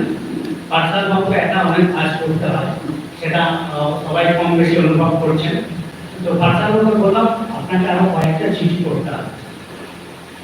সেই চিঠিটা কি, আর বাবার যে সার্টিফিকেট তার যে গণ মহাসভা থেকে পেয়েছে সেই সার্টিফিকেটের বিরুদ্ধে আপনি কমপ্লেন লঞ্চ করুন। তিনি সঙ্গে সঙ্গে আবার কতগুলো কমপ্লেন লিখে ড্রাফট করে আমরা অনলাইনে পাঠিয়ে দিয়েছি, এবং পাঠিয়ে দেওয়ার পরে আমরা আরো হার্ড কপি আমাদের কাছে মঙ্গলবাবু আছেন এখানে, মঙ্গলবাবুকে বলেছি আপনি কপিগুলো তুলুন, আমরা হার্ড কপি জমা দিয়ে আসবো, সেগুলো জ্ঞান করবো। এইভাবে 4 থেকে 5টা সার্টিফিকেট আছে, আমরা আশা করছি নিশ্চয়ই 4-5টা সার্টিফিকেটও বাকি হবে বলে আশা করছি। এখন এই যে বিষয়টা, এইটা কিন্তু আপনাদের বেসিক্যালি আপনাদের বুঝতে হবে, আমাদেরটা বুঝতে হবে যে কোন সার্টিফিকেটটা হবে আর হবে না। আপনি প্রথমে যেগুলো রিটার্ন দেখছেন, ডিটেকশন করছেন, কিন্তু প্রথমে আপনি দেখছেন এই সার্টিফিকেটগুলো বা এই যে টাইটেলগুলো, এগুলো হচ্ছে ভুয়ো টাইটেল, মানে টাইটেলটা বলে আর এসটি ভুয়ো। আপনি ভাবলেন কি করে? মানে আমাদের ভাবনাটা তো ভুল। কারণটা হচ্ছে আপনি ধরুন একজন থারিয়া লিখেছে, টাইটেল ব্যবহার করছে বিমন্ডল, সে তো সার্টিফিকেট পেয়েছে এসডিওর কাছ থেকে। আমরা যখন চেস করতে যাচ্ছি বিভিন্ন কলেজে, স্কুলে, বিদ্যালয়ে, প্রথমে তারা কি বলছে জানেন? তারা বলছে যে যে সার্টিফিকেটটা নিয়েছে সেটা অরিজিনাল কিনা। সমস্যাটা তো সেখানে না, সমস্যাটা তো উনি যে সার্টিফিকেট শো করে সার্টিফিকেটটা নিয়েছেন সেখানে সমস্যা। তিনি বলছেন, এসডিও বলছেন দেখুন এটা অরিজিনাল, এসডিও সই করা আছে সার্টিফিকেট। স্কুলে যাচ্ছি সেখানে বলছে এটা অরিজিনাল এসডিও সার্টিফিকেট। কলেজে যাচ্ছি, বিশ্ববিদ্যালয়ে যাচ্ছি, তারা তো বলছে এসডিও সার্টিফিকেট। তাহলে আমরা কি করে এটা বলবো যে এটা ভুয়ো সার্টিফিকেট? আপনি বলতে পারেন। তাহলে যেখান থেকে সার্টিফিকেটটা বের করেছে সেই জায়গাটা আপনাদের করতে হবে। আমাদের আন্দোলনের শহীদ ছাত্রছাত্রীদের যাদের জন্য আমরা এত সব করছি, তাদের অগ্রণী ভূমিকা থাকা প্রয়োজন, এটুকু বলতে পারি। তারা যদি না আসে, আমাদের সামগ্রিক যে ক্রিয়াকর্ম যেগুলো আমরা করছি সেটা সাকসেসফুল হওয়া খুব কঠিন। তো এইগুলো দেখতে গিয়ে আমাদের মনে হয়েছে এগুলো থাকা দরকার আছে, এবং বেশিরভাগ দেখবেন আপনি ওই গণ সম্প্রদায় থেকে ঢুকছে। গণ মূলত ইউপির লোক, বালিয়ার লোক, ইউপি, উত্তরপ্রদেশ, রাজস্থান, এখানকার মানুষ। তারা কোন রকমের এখানে আসার পরে ডোমিসিয়াল সার্টিফিকেট, ডোমিসিয়াল তিনটে হয় আপনারা জানেন, A1, A2, B, এটা তার তো ডোমিসিয়াল সার্টিফিকেট। আপনি এটা মঙ্গলবাবু আমাকে বোঝাচ্ছিলেন না যে যে সার্টিফিকেটটা ধরুন 5 বছর আগে এসেছে, তিনি ডোমিসিয়াল সার্টিফিকেট পাবেন, কিন্তু সেটা আছে বি ক্লাস যেটাকে আমরা বলছি। সেই সার্টিফিকেট কি, এই সার্টিফিকেট পাওয়ার পরে তিনি যে কোনো সেন্ট্রালাইজ যে পরীক্ষাগুলো আছে সেই পরীক্ষাগুলোতে তিনি পরীক্ষায় বসতে পারবেন, কিন্তু ওয়েস্ট বেঙ্গলের যে সংরক্ষিত সুযোগ সুবিধা আছে সেটাকে অংশগ্রহণ করতে পারবেন না। কিন্তু তারা না পেরেছে, তারা সেই সার্টিফিকেটটা না নিয়ে A1 সার্টিফিকেটটাই তারা ব্যবহার করছে। এই জায়গাটা তো সেটাকে আটকাতে গেলে আমাদের সবাইকে এগিয়ে আসতে হবে, এটা আর বলার অপেক্ষা রাখে না। সুতরাং এইটুকু আমি সংযোজন করে দিলাম। যদি কারো প্রশ্ন সেরকম থাকে আপনারা বলবেন, আমাদের এক্সপার্টরা আসছেন আস্তে আস্তে, আপনারা সব ডিটেলস করবেন। আমাদের শুধুমাত্র সুবিধাকে আমরা গতকালকে খুব কষ্ট করে বলেছি যে আপনাকে বিশেষ করে এটা করতে হবে, তো উনি রাজি হয়েছেন আমাদের কথায়। উনি আপনাদের সামনে যতটুকু পেরেছেন উনি বলেছেন, অনেক অনেক ধন্যবাদ। আর আমি যতটুকু আপনাকে দেখতে পারলাম সেগুলো যে আমি নিজেকে কৃতজ্ঞতা বা কৃতার্থ মনে করছি, এইটুকু বলে সকলকে অভিনন্দন জানিয়ে আমার কথা শেষ করছি।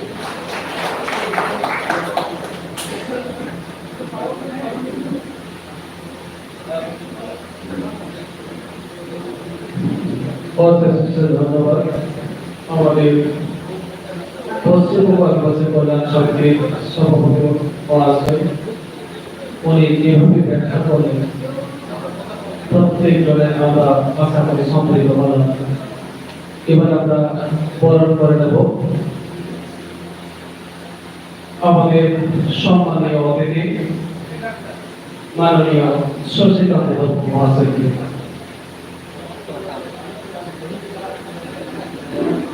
रीना हेड्रो, रीना भाई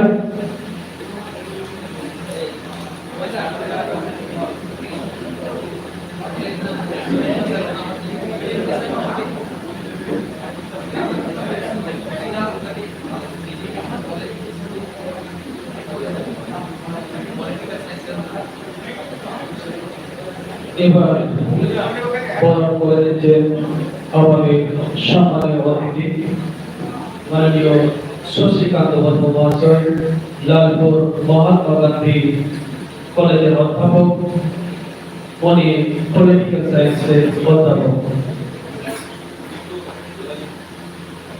বরণ করার জন্য অনুরোধ করছি পশ্চিমবঙ্গ আদিবাসী কল্যাণ সমিতি তথা পূর্ব বর্ধমান জেলা কমিটির সভাপতি মাননীয় মহাদেব মহাশয়কে অনুরোধ করছি। বরণ করে দিচ্ছেন আমাদের সম্মানীয় ভারতীয় শশীকান্ত বর্মা মহাশয়কে।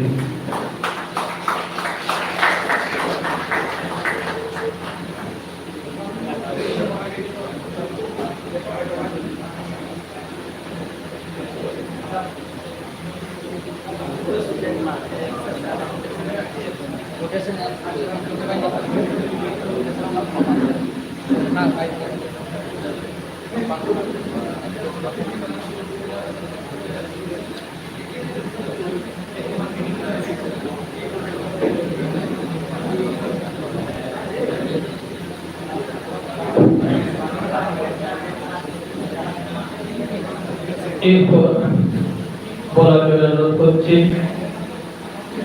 আমাদের সম্মানীয় অতিথি মাননীয় শ্রীপতি মহাশয়কে, শিলকোনা বিরসা ইউনিভার্সিটির সান্তালি বিভাগের অধ্যাপক মাননীয় শ্রীপতি মহাশয়কে ওনার বিষয়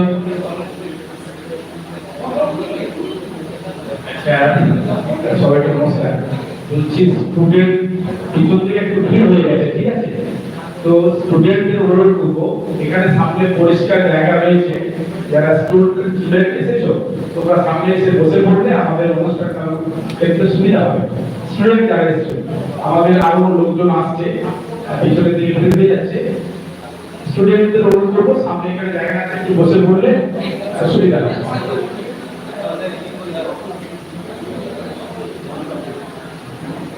বিষয় SC/ST Prevention of Atrocity Act 1989।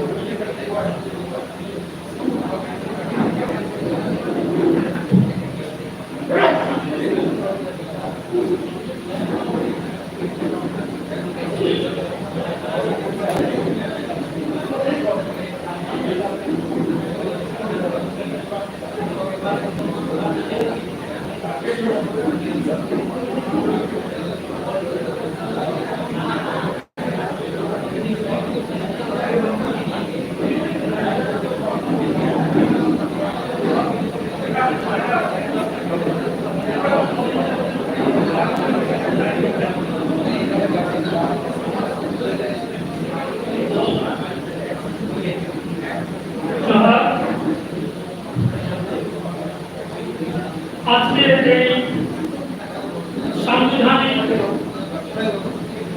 অধিকার এই বিষয়ে যে আলোচনা সভা অ্যাসোসিয়েশন দ্বারা যেটি আয়োজন করা হয়েছে, এখানে আগত সমস্ত সুধীজন বক্তা অতিথি সবাইকে জোহার, অভিনন্দন জানিয়ে আদিবাসীদের যে সাংবিধানিক অধিকার সেই বিষয়ে সামান্য কিছু কথা তুলে ধরব। সংবিধানে আদিবাসীদের কি ধরনের অধিকারের কথা বলা আছে, সেই অধিকারের কথাগুলো যাতে ভারতের সমস্ত আদিবাসী সমাজের মানুষজন ঠিকঠাক ভাবে ওনারা পেতে পারেন, সেই জন্য কি ধরনের আইন কানুন আছে সেই বিষয়ে আমি আমার বক্তব্য সাঁওতালি ভাষায় আপনাদের সামনে তুলে ধরব।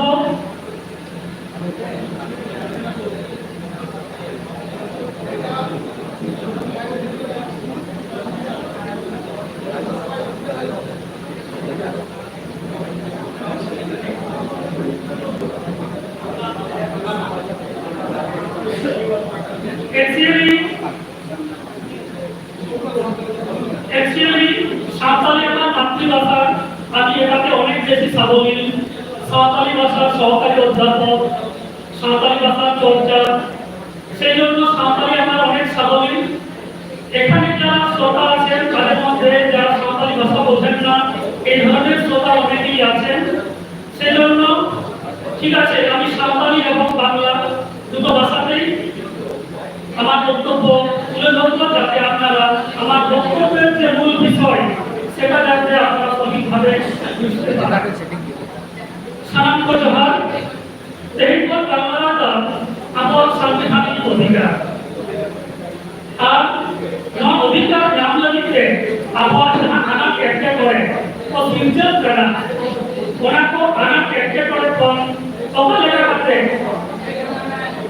पारंपरिक न्यामा से पता लगा करते ओना जाने वालों को जहां को तेलो करना ओना को आप बहुत न्यामा लेगा ओना बाबत से के कहिया बांग्ला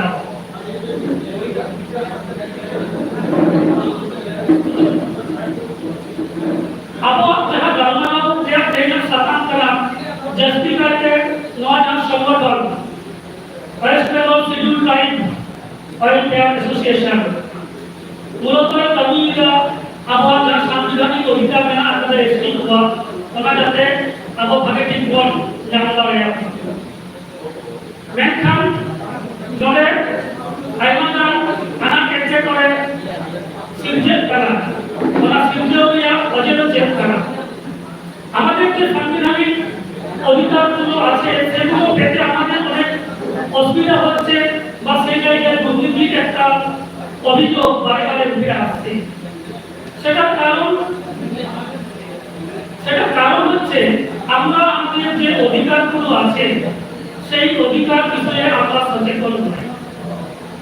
আমরা যদি আমাদের অধিকার বিষয়ে সচেতন থাকতাম, যারা আজকে আমাদের অধিকারগুলো অন্যায়ভাবে নিয়ে নিচ্ছে এই সুযোগগুলোকে তারা অন্যায়ভাবে ব্যবহার করছে, তারা সেই সাহস পেত না বা সেই কাজ করতে পারত না।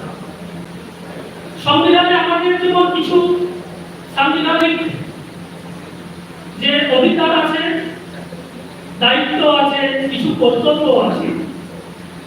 আমাদের অধিকারের কথা জানতে গেলে প্রথমে জানতে হবে আমাদের যে সাংবিধানিক যে অধিকারগুলো আছে সেগুলো কি কি। তার সঙ্গে সঙ্গে জানতে হবে আমাদের সাংবিধানিক দায়িত্ব কিছু আছে, সেগুলো কি কি। আমাদের যে সামাজিক কর্তব্য, সামাজিক দায়িত্ব, এগুলো নিয়ে আমরা অনেক বেশি সচেতন, বিশেষ করে আদিবাসী সমাজ। আমি যেটা দেখেছি আদিবাসীরা আমাদের সামাজিক যে সচেতনতা সেটা অনেক বেশি আছে। একটি সমাজে থাকতে গেলে তাদের কি কি কাজ করতে হবে, কিভাবে বসবাস করতে হবে, সেই বিষয়ে ওনাদের অসাধারণ জ্ঞান আছে। কিন্তু সংবিধানে কি কি প্রভিশন আছে, কি কি অধিকার আছে, সেই বিষয়গুলো আমরা কতটা জানি না বা জানতে পারিনি বা চর্চা করিনি। এখন আমাদের দেশের সাংবিধানিক প্রধান হচ্ছেন একজন আদিবাসী সমাজের মহিলা মাননীয়া দ্রৌপদী মুর্মু। আদিবাসী সমাজ থেকে উনি রাষ্ট্রপতি নির্বাচিত হয়েছেন। এটা আমাদের পরম সৌভাগ্য এবং গর্বের বিষয়।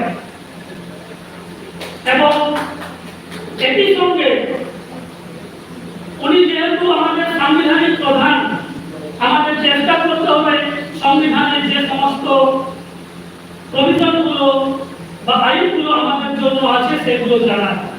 প্রথমে আমাদের যে ফান্ডামেন্টাল রাইটস বা সাংবিধানিক অধিকার যেগুলো আছে সেই বিষয়ে কিছু কথা আপনাদের সামনে তুলে ধরছি। সংবিধানের অনেকগুলো আর্টিকেল আছে, অনেকগুলো অংশ আছে, সেইগুলোতে আমাদের দেশ যাতে সুন্দরভাবে এগিয়ে যায়, সমাজের সর্বস্তরের মানুষ যাতে সমানভাবে সব জায়গায় প্রতিনিধিত্ব করতে পারে, সব জায়গায় চাকরি বাকরি পায়, সেই জন্য আমাদের কিছু বিশেষ বিশেষ ব্যবস্থা বা আইন আছে।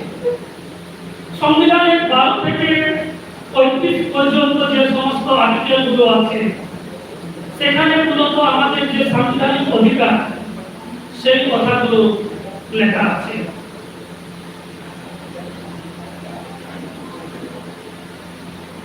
আমাদের সংবিধানে 7টা মৌলিক অধিকার আছে।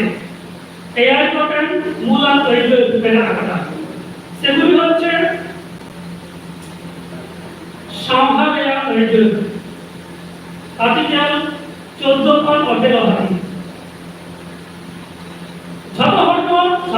সমান হক বেড়া পাওনা ভারতে আমাদের যে সমতার অধিকার, সবার সমান অধিকার, ভারতবর্ষের সমস্ত নাগরিক যারা ভারতবর্ষের নাগরিকতা পেয়েছেন, ভারতবর্ষের নাগরিক, তাদের সমান অধিকার আছে। তারপর আর্টিকেল 19-22 স্বাধীনতার অধিকার। ভারতবর্ষের যে কোনো জায়গায় আমি স্বাধীনভাবে ঘোরাফেরা করতে পারবো।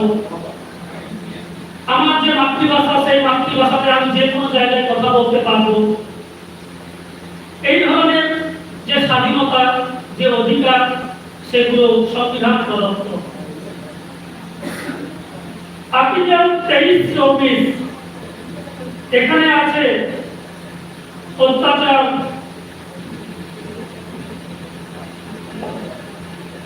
বিরুদ্ধে ঝাঁকো, নাহাচার বিরুদ্ধে इन चेतान से जहां नाहाचार भाग को करा पड़ेगा। आर्टिकल 25-28 ধর্ম ধর্মীয় স্বাধীনতা, অর্থাৎ ভারতবর্ষ অনেক ভাষাভাষী, অনেক জাতি, অনেক ধর্মের মানুষের সমন্বয়ে একটি রাষ্ট্র।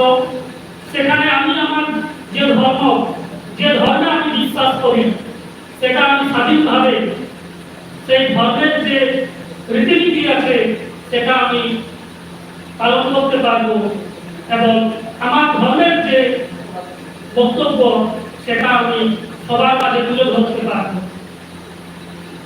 অনাপর मेरा आपका धर्म भी करना है नवाब का मौलिक अधिकार साहब करना कहते हैं मेरा संविधान पे प्रतिविधान करना चाहिए कारण बात और সাংবিধানিক প্রতিবিধান। সংবিধানে তো অনেক আমাদের অধিকার আছে, কিন্তু যদি সেই সাংবিধানিক অধিকারগুলো আমরা না পাই তাহলে কি হবে, যেটা আজকের মূল বিষয়। সাংবিধানিক অধিকার আছে, নিয়ম নীতি আছে, কিন্তু আমরা বঞ্চিত হচ্ছি বা পাচ্ছি না, তাহলে কি হবে? সেই বিষয়ে সংবিধানের আর্টিকেল 32 আর 35 এখানে বর্ণনা আছে, এখানে বিস্তারিত দেওয়া আছে যে আমাদের কিভাবে প্রতিবিধান বা প্রতিকার আমরা কিভাবে পেতে পারি, এগুলো আমাদের জানতে হবে। আমাদের যে বিষয়গুলো বললাম ফান্ডামেন্টাল রাইটস বা মৌলিক অধিকার, এই বিষয়গুলো যদি আমরা সঠিকভাবে না জানি তাহলে আমরা আমাদের যে অধিকার সেগুলো কোনোদিনই সম্পূর্ণভাবে পেতে পারবো না বা সেগুলো আমাদের কাজে লাগাতে পারবো না।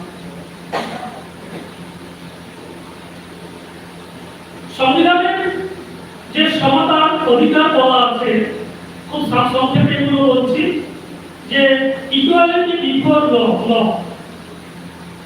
এখানে বলা আছে আইনের চোখে ভারতবর্ষের সমস্ত নাগরিক, তিনি যে কোনো পদে থাকুন না কেন, যে কোনো পদে কর্মরত থাকুন না কেন, আইনের চোখে উনি কিন্তু সমান। এই বিষয়টা যদি আমরা না জানে থাকি, তাহলে আমাদের সাংবিধানিক অধিকার থেকে অস্বীকার হবে। আর্টিকেল 15-তে বলা হয়েছে ভারতবর্ষের নাগরিক তিনি যে কোনো ধর্ম, যে কোনো জাতি, যে কোনো বর্ণ, যে কোনো লিঙ্গ হোক না কেন, তিনি যে সরকারের যে সুযোগ সুবিধা, সাংবিধানিক যে অধিকার, সবাই সমানভাবে পাবে। এই সঙ্গে উল্লেখ করা প্রয়োজন, সংবিধানে যে ধরনের আমাদের কথা বলা আছে, আমাদের জন্য প্রতিবিধান বলা আছে, সেই সঙ্গে এটাও বলা আছে যে সমাজের যারা পিছিয়ে পড়া মানুষ, তাদের উন্নতির জন্য সরকার যদি মনে করে এই সমস্ত সাধারণ যে আইন কানুন আছে, যেগুলোর কথা এতক্ষণ বললাম, এটা কিন্তু সবার জন্য। সরকার যদি মনে করে এই সমস্ত আইন ছাড়াও সমাজের পিছিয়ে পড়া শ্রেণীর মানুষদের জন্য, তারা যাতে সমাজের উপরের ভাগে ভাগ নিতে পারে বা এগিয়ে আসতে পারে, সেই জন্য সরকার কিছু কিছু বিশেষ ব্যবস্থা চালু করতে পারবে। এবং ঠিক এই কথার মাধ্যমেই যে রিজার্ভেশন বা সংরক্ষণ, এটি সরকার থেকে শুরু করা হয়েছে, যে যারা সমাজের পিছিয়ে পড়া অংশ, তারা যাতে এগিয়ে আসতে পারে, সেই জন্য তাদের রিজার্ভেশন দেওয়া হচ্ছে। সেটি কেন্দ্র সরকার এবং রাজ্য সরকার সব জায়গা থেকে।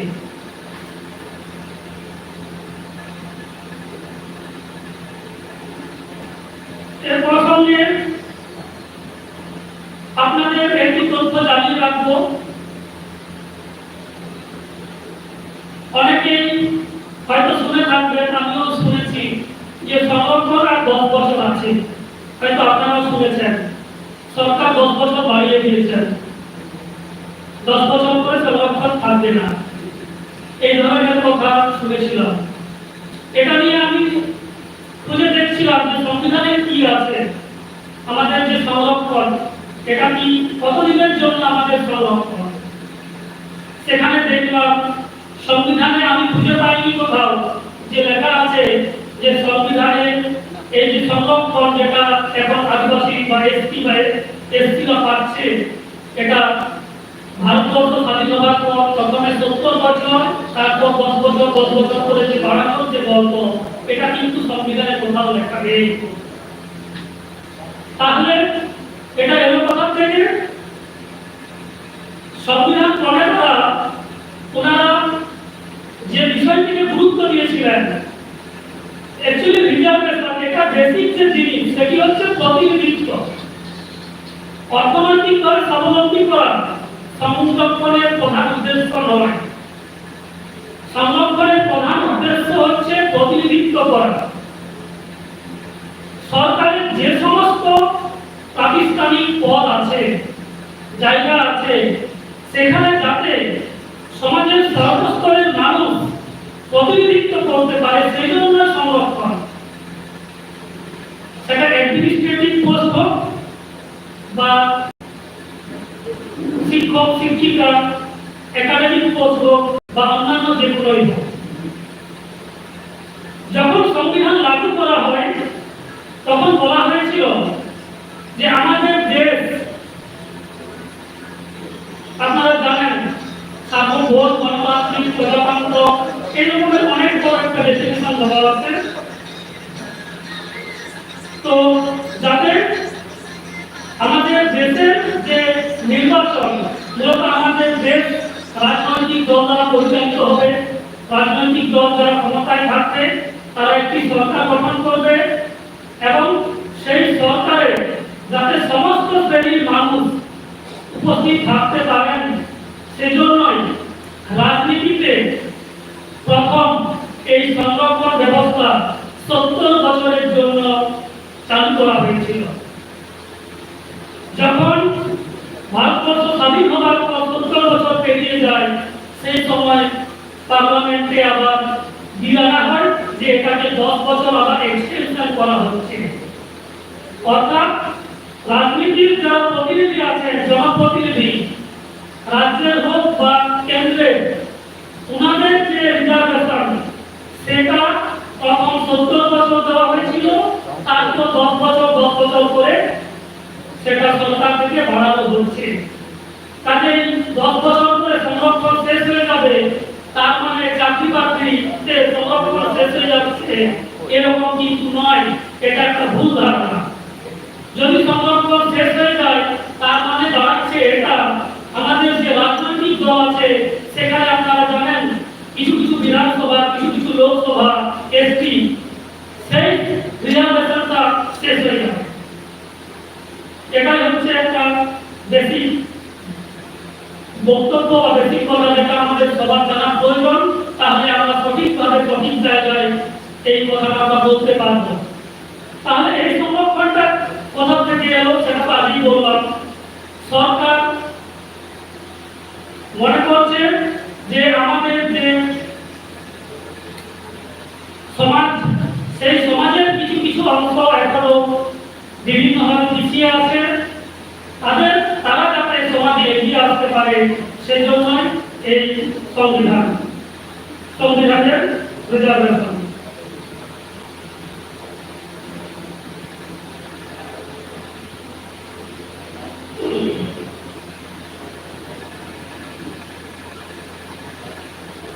এই ধরনের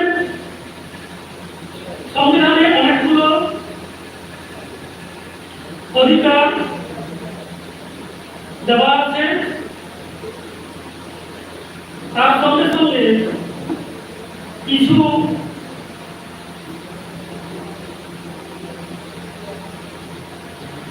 ফান্ডামেন্টাল ডিউটিজ আছে, যেগুলো হচ্ছে আমাদের মৌলিক দায়িত্ব।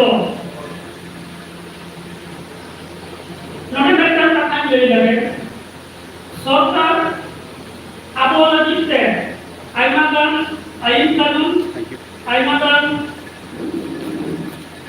নৌকানা রিজার্ভেশন সিস্টেম করে করা হওয়া মেনকান ওনাকে যাতে আবহাওয়া সঠিক ভাবতে সেটেল না, যাতে ওনাকে স্থানাঙ্ক আবহাওয়া ভাবে জীবন ᱧᱟᱢᱟ ᱚᱱᱟ ᱞᱟᱹᱜᱤᱫ ᱟᱵᱚᱣᱟᱜ ᱡᱟᱦᱟᱸ ᱥᱚᱪᱮᱛᱚᱱᱚতা ᱫᱚᱨᱠᱟর যে ᱟᱵᱚᱣᱟᱜ রিজার্ভেশন ᱚᱠᱚᱭ ᱠᱚᱠᱚ ᱧᱟᱢ ᱮᱫᱟ ᱱᱚᱣᱟ ᱢᱮᱱᱩᱫᱩ ᱦᱚᱸ ᱫᱚᱨᱠᱟর ᱠᱟᱱ ᱛᱟᱵᱚᱱᱟ। ᱡᱟᱦᱟᱸ ᱛᱤᱱᱨᱮ ᱱᱚᱣᱟ রিজার্ভেশন ᱛᱮᱭᱟᱨ ᱞᱮᱱᱟ যে ᱥᱟᱱᱟᱢ ᱴᱷᱟᱶᱨᱮ ᱟᱵᱚᱨᱮᱱ ᱦᱚᱲ ᱠᱚ ᱥᱮᱴᱮᱨᱚᱜ ᱢᱟ, ᱚᱱᱟ ᱞᱟᱹᱜᱤᱫ রিজার্ভেশন ᱛᱮᱭᱟᱨ ᱞᱮᱱᱟ। ᱚᱱᱟ ᱥᱚᱢᱚᱭ ᱫᱚ ᱱᱚᱝᱠᱟᱱ ᱩᱭᱦᱟᱹᱨ ᱵᱷᱟᱵᱽᱱᱟ ᱵᱟᱝ ᱥᱮᱴᱮᱨ ᱟᱠᱟᱱ ᱛᱟᱦᱮᱱᱟ যে ᱟᱵᱚ ᱧᱩᱛᱩᱢ ᱠᱟᱛᱮ ᱤᱧᱦᱚᱸ ᱥᱟᱱᱛᱟᱲ ᱠᱟᱹᱱᱟᱹᱧ, ᱤᱧᱦᱚᱸ আদিবাসী ᱠᱟᱹᱱᱟᱹᱧ, ᱤᱧᱦᱚᱸ এসটি ᱠᱟᱹᱱᱟᱹᱧ, নৌকা নিয়োগ কাটে কিছু চেকমাল হওয়ার, কিছু চালাক হওয়ার, আবহাওয়া যার ভাষা হওয়ার নৌকা যে হুই দাঁড়িয়েছে নয়া কনসেপ্ট ᱫᱚ ᱚᱱᱟ ᱥᱚᱢᱚᱭ ᱵᱟᱝ ᱛᱟᱦᱮᱸ ᱠᱟᱱᱟ। ᱢᱮᱱᱠᱷᱟᱱ ᱱᱤᱛᱚᱜ ᱪᱮᱫ ᱧᱮᱞᱚᱜ ᱠᱟᱱᱟ, ᱡᱟᱦᱟᱸᱭ ᱟᱹᱫᱤᱵᱟᱹᱥᱤ ᱵᱟᱝ ᱠᱟᱱᱟᱭ, ᱡᱟᱦᱟᱸᱭ ᱮᱥᱴᱤ ᱵᱟᱝ ᱠᱟᱱᱟᱭ, উনি ᱦᱚᱸ ᱢᱮᱱᱠᱷᱟᱱ ᱥᱟᱨᱴᱤফᱤᱠᱮᱴ ᱩᱰᱩᱠ ᱮᱫᱟᱭ ᱟᱨ ᱞᱟᱹᱭᱫᱟᱭ ᱤᱧᱦᱚᱸ ᱟᱹᱫᱤᱵᱟᱹᱥᱤ ᱠᱟᱹᱱᱟᱹᱧ, ᱤᱧᱦᱚᱸ শিডিউল ট্রাইব ᱠᱟᱹᱱᱟᱹᱧ, আর নৌকা কাটাতে আবহাওয়া যার অধিকার ᱚᱱᱟ ᱠᱚ রেট ᱦᱟᱛᱟᱣᱮᱫ ᱠᱟᱱᱟ। তো নয়া জায়গায় যে আবহাওয়া দায়িত্ব যে আবহাওয়া অধিকার অকয় কো হাতাবেদা ওনাও কিন্তু মেনে নিতে লাগছে যাহা সচেতনতা দরকার।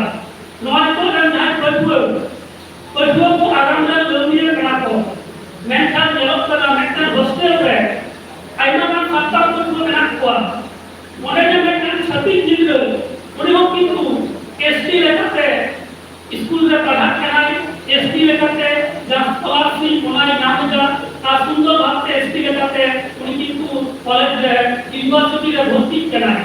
আর সান্তাল গিদ্রে সাথে আদিবাসী গিদ্রে সাথে হোস্টেল রে সাথে তাহে কানাই। মেনখান আবার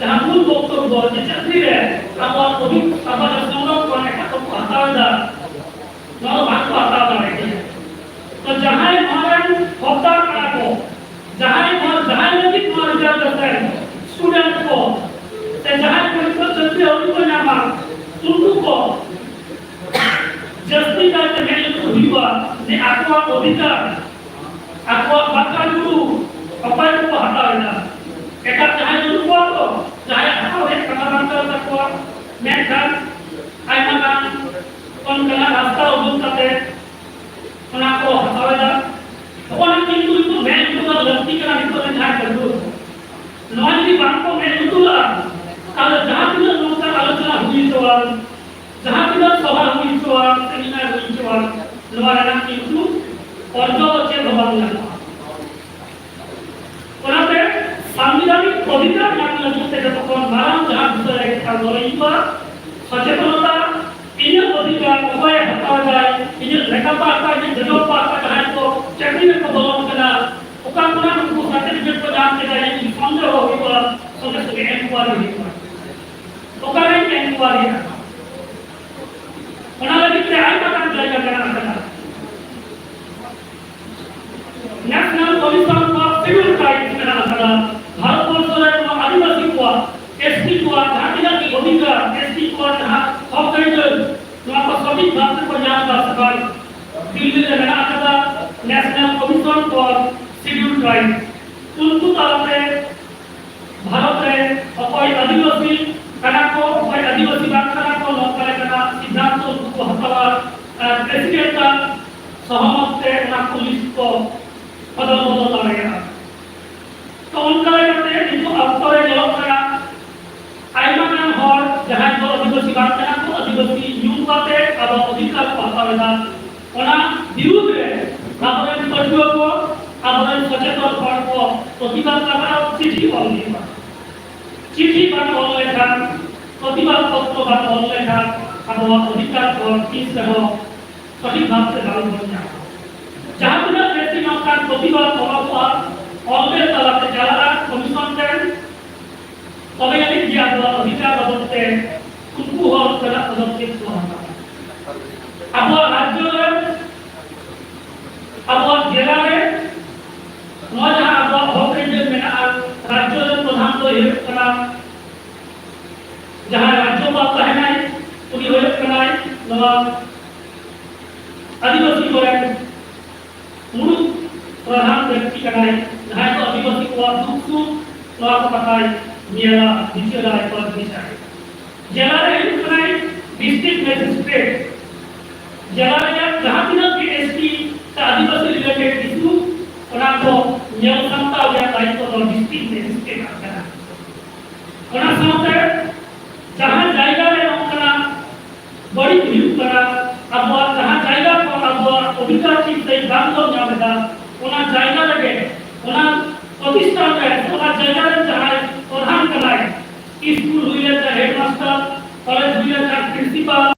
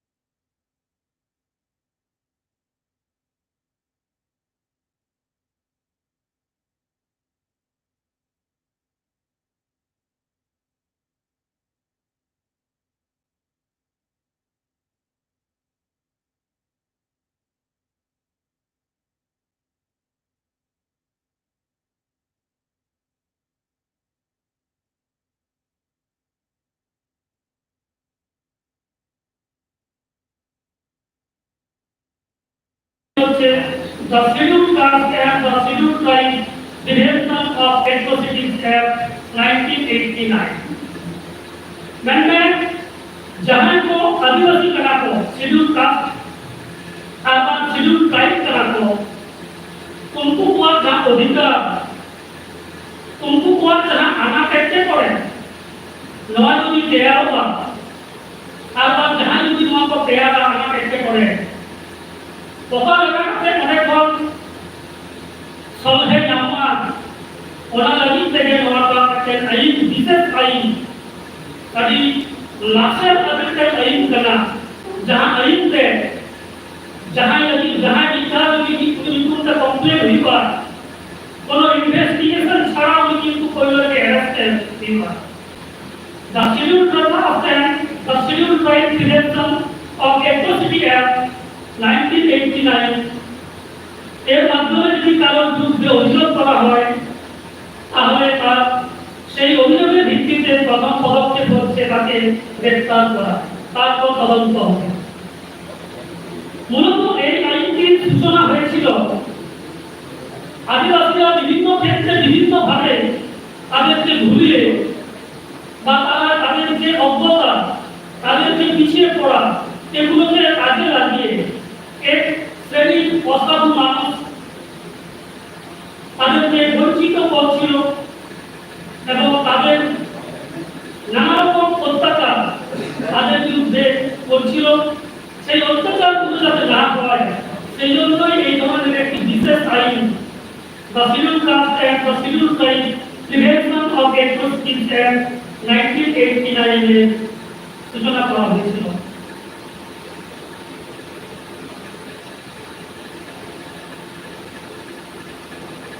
এই আইনে যে বিষয়টিকে সবচেয়ে বেশি গুরুত্ব দিয়ে দেখা হয়েছিল বা এটা যে অবজেক্ট সেটি হচ্ছে to prevent offence of atrocity against the members of schedule caste and schedule tribe adivasi বা শিডিউল কাস্ট বা শিডিউল ট্রাইবের যে সমস্ত মানুষজন আছেন তাদের বিরুদ্ধে যাতে কোনো রকম অত্যাচার কোন ধরনের খারাপ কাজ যাতে না হতে পারে সেটাকে প্রতিরোধ করাই এই আইনের প্রধান উদ্দেশ্য এর সঙ্গে ছিল to provide special court for special trial speedy trial and exclusive special court অনেক সময় অনেকেই বলবেন যে আমরা অভিযোগ করেছি কোর্টে কেস করেছি কিন্তু সঠিক বিচার পেতে পেতে অনেক দেরি হয়ে যাচ্ছে আমাদের ভারতবর্ষের মতো একটা বিশাল জনসংখ্যার একটি দেশ সেখানে যে সমস্ত কোর্ট বা বিচারালয় আছে সেখানে অনেক ধরনের অভিযোগ জমা করছে প্রতিদিন সেগুলোর সমাধান করতে করতে স্বাভাবিকভাবে সময় সাপেক্ষ ব্যাপার সেই কথাটিকে মাথায় রেখে এখানে একটি কথা বলা হয়েছে যে তপশিলি উপজাতি আর তপশিলি জাতি এদের সঙ্গে সম্পর্কিত যে ধরনের অভিযোগগুলো আসছে যেগুলো the schedule caste and the schedule tribe prevention of atrocity act 1989 দ্বারা অভিযোগ জানানো হয়েছে সেগুলো যাতে তাড়াতাড়ি সমাধান হয় সেজন্য একটি স্পেশাল কোর্ট বা এক্সক্লুসিভ স্পেশাল কোর্ট তৈরি করা হবে এবং 90 দিনের মধ্যে যে অভিযোগ জমা করেছে সেই অভিযোগের সমাপ্তি ঘটবে বা একটা পদক্ষেপ দেওয়া হবে এই ধরনের কথা এই আইনটিতে বলা আছে তার সঙ্গে আছে for relief and prohibition of victim of such offence এই সমস্ত সমাজের মানুষজন যারা অত্যাচারিত হচ্ছেন তাদেরকে ন্যায় বিচার দেওয়া সঠিক সময়ে তারা যাতে ন্যায় বিচার পেতে পারে সেই জন্য এই অ্যাক্টটি সূচনা করা হয়েছে এই অ্যাক্টটিতে অনেকগুলো বিষয়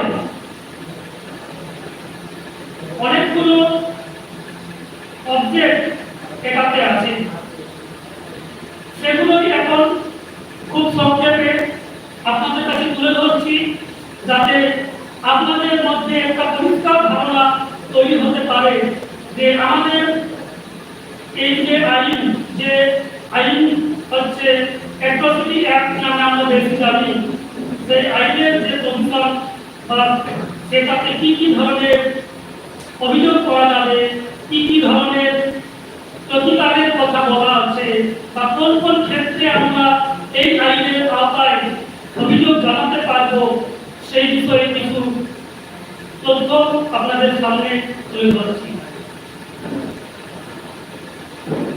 এই আইনটিতে বলা হচ্ছে তপশিলি জাতি এবং উপজাতি মানুষদের উপর যে কোনো ধরনের অত্যাচারই হোক না কেন, সেটাকে আমরা এই আইনের আওতায় আনতে পারব যদি সেগুলোর মধ্যে দেখি যে সাধারণভাবে একটি সুন্দর সামাজিক জীবনযাপন করতে গেলে আমাদের যে সমস্ত কাজ করতে হয়, যেভাবে আমাদের থাকতে হয়, সেই থাকাতে যদি ব্যাঘাত ঘটাচ্ছে যারা শিডিউল ট্রাইব নন, আদিবাসী মানুষজন দ্বারা আমাদের যে বেঁচে থাকার যে অধিকার, সংবিধানে যেটা অধিকার আছে যে আমি যেভাবেই যে ধর্ম বিশ্বাসেই হোক না কেন, যে ভাষাতেই হোক না কেন, যে সংস্কৃতিতে বিশ্বাস করি না কেন, আমার কিন্তু স্বাধীনভাবে থাকার বাঁচার অধিকার আছে। আমার এই স্বাধীনভাবে জীবনযাপন করতে যদি ব্যাঘাত ঘটায় কোনো আদিবাসী মানুষজন, তাহলে কিন্তু এই আইনের আওতায় আমি অভিযোগ জানাতে পারব। এছাড়া এই আইনের আরেকটি বিশেষ বৈশিষ্ট্য হচ্ছে যে আদিবাসী তথা শিডিউল ট্রাইব আর শিডিউল কাস্ট এই সমাজের বাইরের যারা মানুষজন আছেন, তারা যদি এই সমাজের মানুষদের উপর কিছু খারাপ ব্যবহার অত্যাচার করেন, তাহলে একমাত্র এই আইন প্রযোজ্য হবে। যদি কোনো আদিবাসী সমাজের মানুষের উপর খারাপ দুর্ব্যবহার করে, তাহলে কিন্তু এই আইনটি লাগু হবে না। সেক্ষেত্রে ভারতবর্ষের যে সাধারণ আইন আছে সেটি প্রযোজ্য, কিন্তু সেটি যে খুব খারাপ তা নয়। ভারতবর্ষের আইপিসিতে যে ধরনের আইনগুলো আছে সেগুলো যথেষ্ট, কিন্তু সেই কাজে গতি আনার জন্য সেই জন্যই এই বিশেষ অ্যাক্ট, যেটা অ্যাট্রসিটি অ্যাক্ট। যদি দেখা যায় কোনো আদিবাসী কর্তৃক কোনো আঘাত, কোনো অপমান বা খারাপ ব্যবহার, দুর্ব্যবহার করা হচ্ছে, তাহলে এই আইনের অধীনে অভিযোগ দায়ের করতে পারে। যদি দেখা যায় জোর করে কাউকে কারো পা ধরে প্রণাম করতে বাধ্য করা হচ্ছে, বা এই ধরনের কিছু প্রেসার ক্রিয়েট করা হচ্ছে তাকে কিছু করার জন্য, তার বিরুদ্ধে এই আইন প্রযোজ্য হবে। যদি কোনো শিডিউল এসসি বা এসটি মানুষজনকে জোর করে কোনো পোশাক পরানো হচ্ছে, জোর করে কোনো কিছু খাওয়ানো হচ্ছে, সেটা ভালো জিনিস হোক বা খারাপ জিনিস হোক, বা র্যাগিং করা হচ্ছে, সাধারণ ভাষায় যদি বলি যে র্যাগিং করা হচ্ছে, সেক্ষেত্রে এই আইনটি প্রযোজ্য। এছাড়া যদি কাউকে তার নিজের যে বাসস্থান সেখান থেকে তাকে যদি বিতাড়িত করা হচ্ছে, ধরুন আপনি বাসে যাচ্ছেন, ট্রেনে যাচ্ছেন, আপনি একটি সিটে বসে আছেন, আপনাকে দেখেই বোঝা যাচ্ছে যে আপনি আদিবাসী মানুষ, কারণ আপনি যে ভাষায় কথা বলছেন বা আপনি যেভাবে যে বস্ত্র পরিধান করে আছেন সেটিতে বোঝা যাচ্ছে আপনি আদিবাসী। সেই সময় দেখা গেল কোনো আদিবাসী ইচ্ছাকৃতভাবে আপনার সিটটি দখল করার জন্য আপনাকে বাধ্য করছে, আপনার সিটটি থেকে উঠে যাওয়ার জন্য। আমার একটা অভিজ্ঞতা হয়েছিল, বোলপুর থেকে বর্ধমান আসছি ট্রেনে, সেখানে দেখলাম এক সাঁওতাল মহিলা, ওনারা আছেন কয়েকজন, 2-3 জন আছেন, যে উনি সিটে বসে আছেন, সাঁওতালিতে ওনারা কথা বলছেন। একজন যিনি সাঁওতালি নন, সাঁওতাল নন, তিনি এসে তাদের সঙ্গে এমন কিছু আচরণ করলেন বা এমন ভাবে ওখানে বসে পড়লেন যে ওনারা বাধ্য হলো সেখান থেকে দাঁড়িয়ে পড়ছে। তো এটাও অপরাধ, কারণ তিনি জেনে বুঝে উনি জেনেছেন যে এনারা আদিবাসী, এনাদেরকে যদি আমি এখানে যদি এনাদের বাধ্য করে এখান থেকে উঠে যেতে, এরা প্রতিবাদ করবে না, কারণ আদিবাসী সমাজের মানুষজনরা প্রতিবাদ সচরাচর করে না যতক্ষণ না তাদের পিঠ দেওয়ালে টিকে যায়। তো সেইভাবে আমি দেখলাম উঠিয়ে যেতে বাধ্য করা হলো, যদিও সেটা পরবর্তীকালে সেই বিষয়টাকে কিছুটা আমি সাহায্য করেছিলাম ওনাদের। তো যাই হোক, ওনারা কিছু হটে গেছিলেন। তো সে জায়গায় আমাদের যে অধিকার, যে আমিও তো মানুষ, আমিও তো ভারতের নাগরিক, আমারও তো অধিকার আছে ট্রেনে সিটে বসে এক জায়গা থেকে আরেক জায়গায় যাবো, বাসে এক জায়গা থেকে আরেক জায়গায় যাবো, বা ভারতবর্ষের বিভিন্ন জায়গায় আপনারা জানেন বিভিন্ন দর্শনীয় স্থান আছে, পর্যটক স্থল আছে। তো সবারই তো ইচ্ছে করে সেই জায়গায় গিয়ে বেরিয়ে আসবো, বেড়াতে যাওয়ার ইচ্ছে হবে।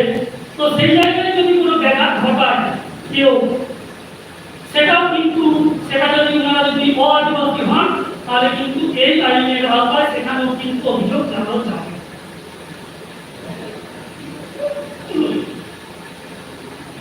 অর্থাৎ খারাপ ভাবে কেউ যদি আদিবাসী সমাজের অধিকার বা তাদেরকে অপমান করে, তাহলে এই আইন প্রযোজ্য হবে। কিংবা কাউকে যদি বেকার খাটানো হয়ে থাকে, বেকার খাটা এই শব্দটাকে সবাই আপনারা পরিচিত, অর্থাৎ বিনা পরিশ্রমে কাউকে যদি আদিবাসী সমাজের মানুষকে যদি বাধ্য করানো হয় কোনো কাজ করতে বা অতিরিক্ত কাজ করতে, সেটা সাধারণ আইন অনুযায়ী একটা অভিযোগ করা যেতে পারে, সেটা সবার ক্ষেত্রে সমান। কিন্তু আদিবাসী সমাজের জন্য একটি বিশেষ আইন হচ্ছে এই অ্যাট্রসিটি অ্যাক্ট, যেটাতে আইন করলে 3 মাসের মধ্যে এটা রেজাল্ট পাওয়া যাবে।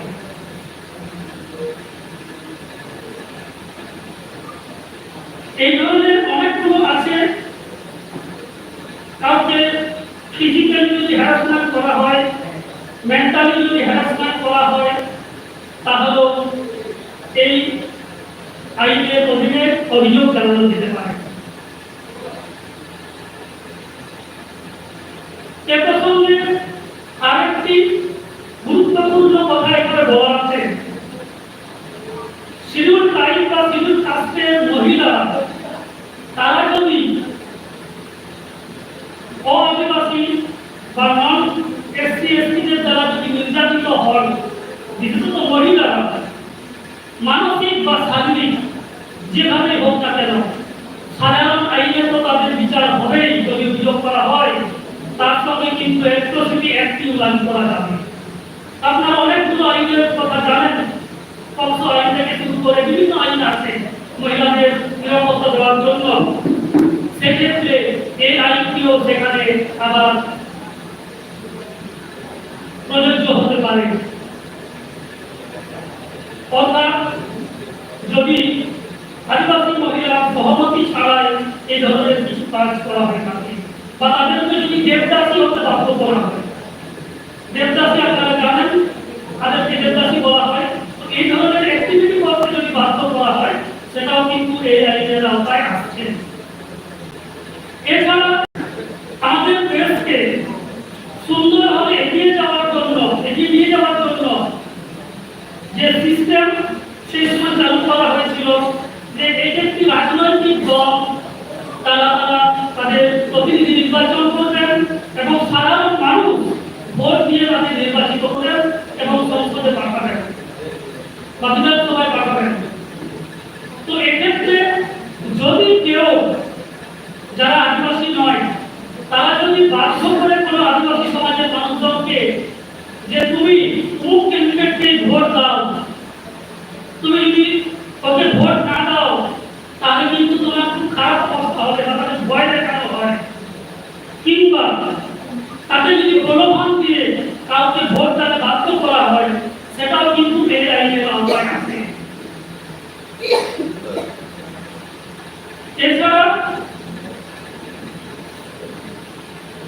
পঞ্চায়েতের যে নির্বাচন, পঞ্চায়েতের যে সমস্ত পদগুলো আছে সেগুলো তো ভোটদানের ক্ষেত্রে একটি প্রযোজ্য। সব জায়গায় যেখানে নির্বাচন হচ্ছে সেখানে এই আইনটি প্রযোজ্য হবে। এছাড়া ভোট পরবর্তীকালে, ভোট তো হয়ে গেল, ভোট পরবর্তীকালে যদি কোনো আদিবাসী সমাজের মানুষজনের প্রতি কোনো লাঞ্ছনা, বঞ্চনা কিংবা কোনো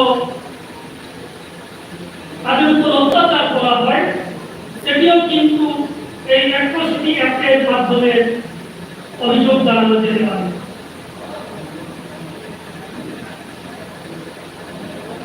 এছাড়া যদি কোনো মানুষকে, কোনো ব্যক্তিকে বা কোনো আধিকারিককে প্ররোচনা করা হয়, ধরুন কোনো একজন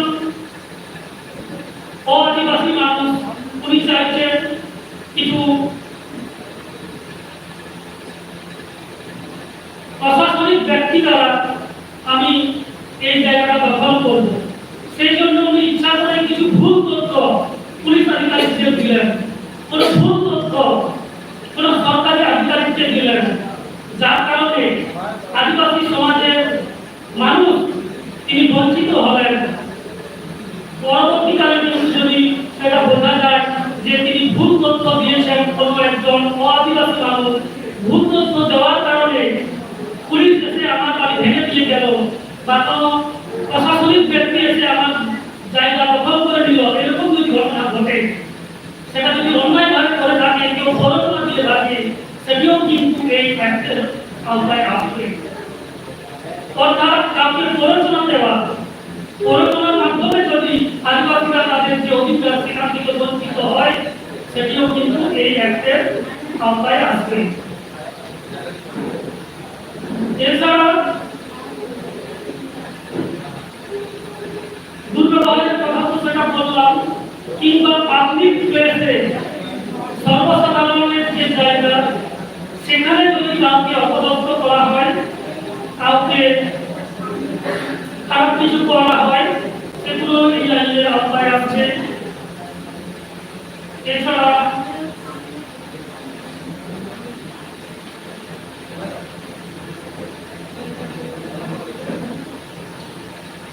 যদি শারীরিক আর মানসিক নির্যাতন কিংবা কোনো এমন কিছু কাজ করতে বাধ্য করা হয় যাতে আদিবাসী সমাজের মানুষদের মধ্যে ফিজিক্যালি বা মেন্টালি কোনো প্রেসার পড়বে, সেক্ষেত্রেও কিন্তু এই আইনের আওতায় সেটি অভিযোগ জানানো যাবে। এই ধরনের অনেকগুলো অভিযোগ আছে যেগুলো এই SC ST prevention of atrocity অ্যাক্টের আওতায় আসবে। আমাদের সবসময় যে বিষয়টির উপর গুরুত্ব দেওয়া উচিত যে আমাদের যে সাংবিধানিক অধিকার আছে বা আমাদের যে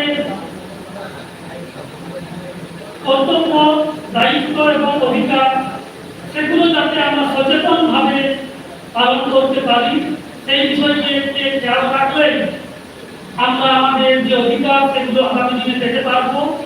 আর আগামী দিনে আমাদের এই ধরনের অনেকগুলো আইন আছে, এটা ছাড়াও আমাদের যে অধিকার এগুলো যাতে আমরা সঠিকভাবে পাই, সাধারণ আইন বা অন্যান্য আইনগুলো অনেকগুলো আছে। এর সঙ্গে আরেকটি তথ্য আপনাদের সামনে তুলে ধরতে চাইব, সেটি হচ্ছে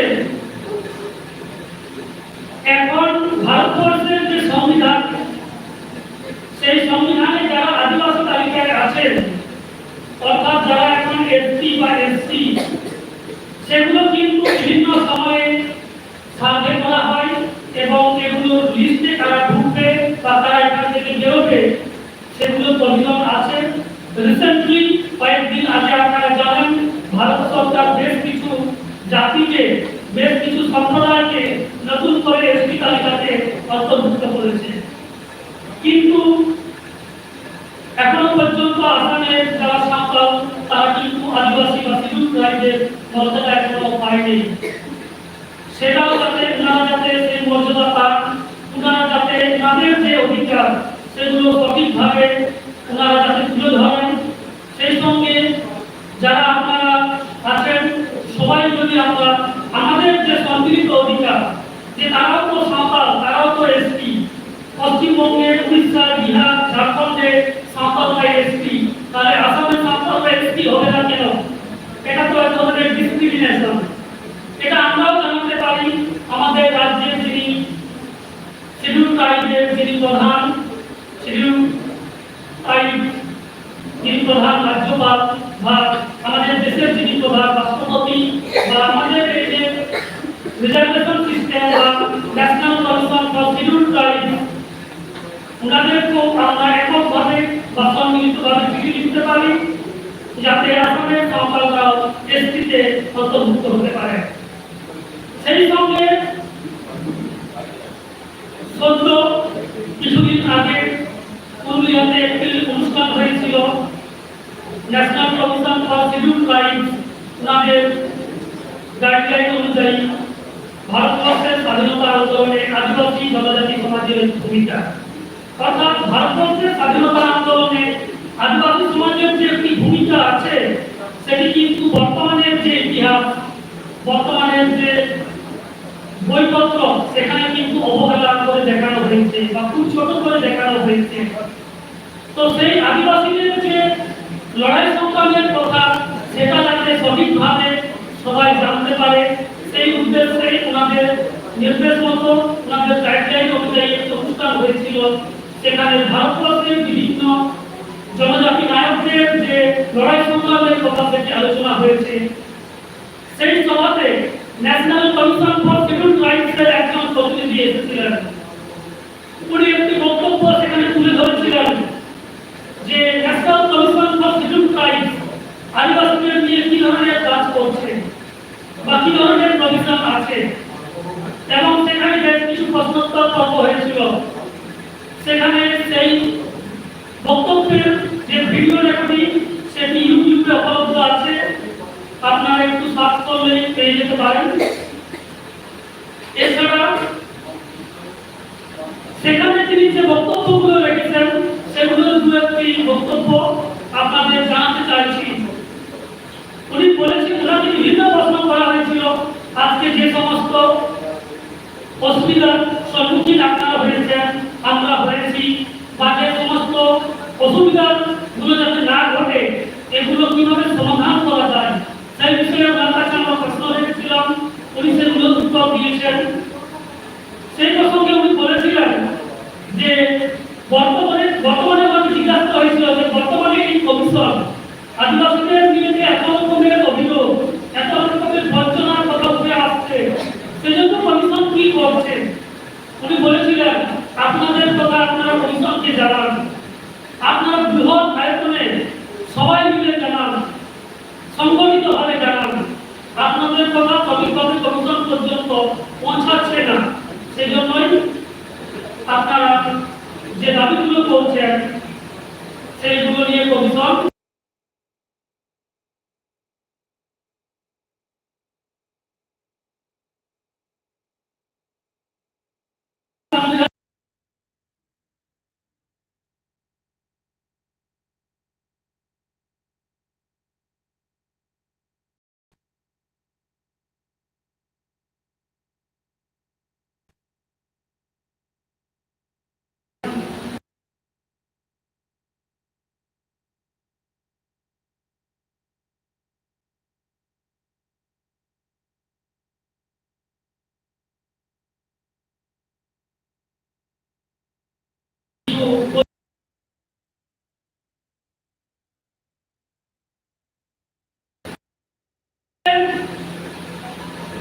এতক্ষণ পর্যন্ত চিরাচরিতভাবে বা জাতিগতভাবে যে সংরক্ষণ আমরা পেয়ে আসছি সেটাও পাওয়া উচিত কিনা, অর্থাৎ বলতে চাইছি টাইটেল ভাষা বা বন্ধু হলে আমি যে আদিবাসী কি না, এটাও ভাববার কিন্তু সময় চলে এসেছে।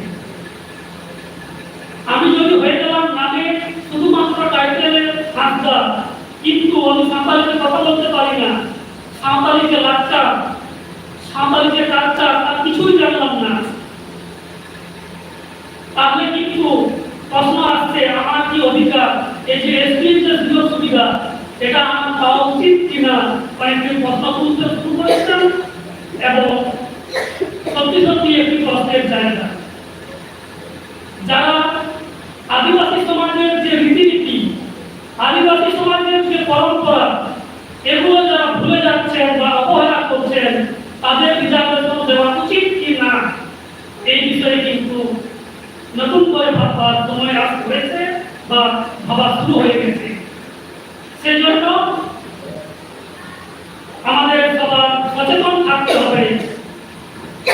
ভালো লেখাপড়া শিখলাম, ভালো করে চাকরি করলাম, সাংবিধানিক যে সুযোগ সুবিধা আছে, রিজার্ভেশন আছে, সেগুলো নিয়ে আমি অনেক বড় অফিসার হলাম, কিন্তু সমাজকে ভুলে গেলাম। এই জন্য কিন্তু আপনার রিজার্ভেশন থাকবে কিনা সেটা কিন্তু প্রশ্নের মধ্যে। কারণ রিজার্ভেশন একটি প্রতিনিধি একটি বিষয়। আপনি যদি আদিবাসী সমাজকে না প্রতিনিধিত্ব করতে পারেন, আপনি শিক্ষা গ্রহণ করে যদি আদিবাসী সমাজ থেকে সরে যান, তাহলে আপনার অধিকার নেই আদিবাসী সমাজের যে সংরক্ষণ সেটি ভোগ করা।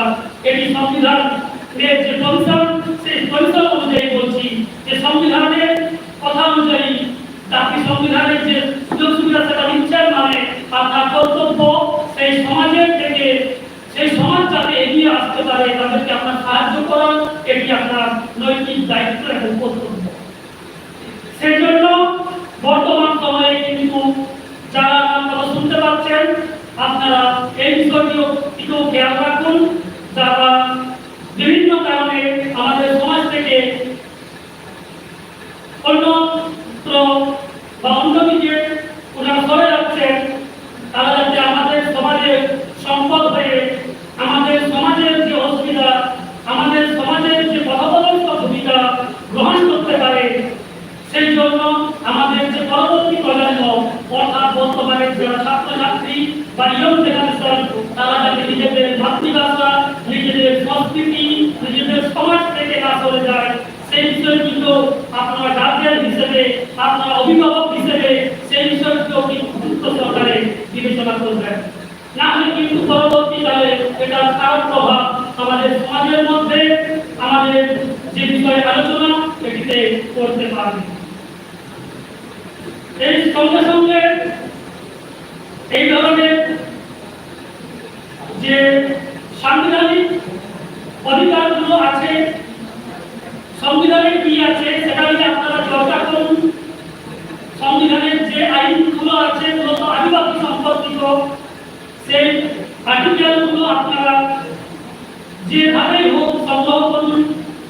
আজকে অনেক ভালো ভালো বক্তা আছেন, ওনারা সুন্দরভাবে আপনাদের বোঝাবেন।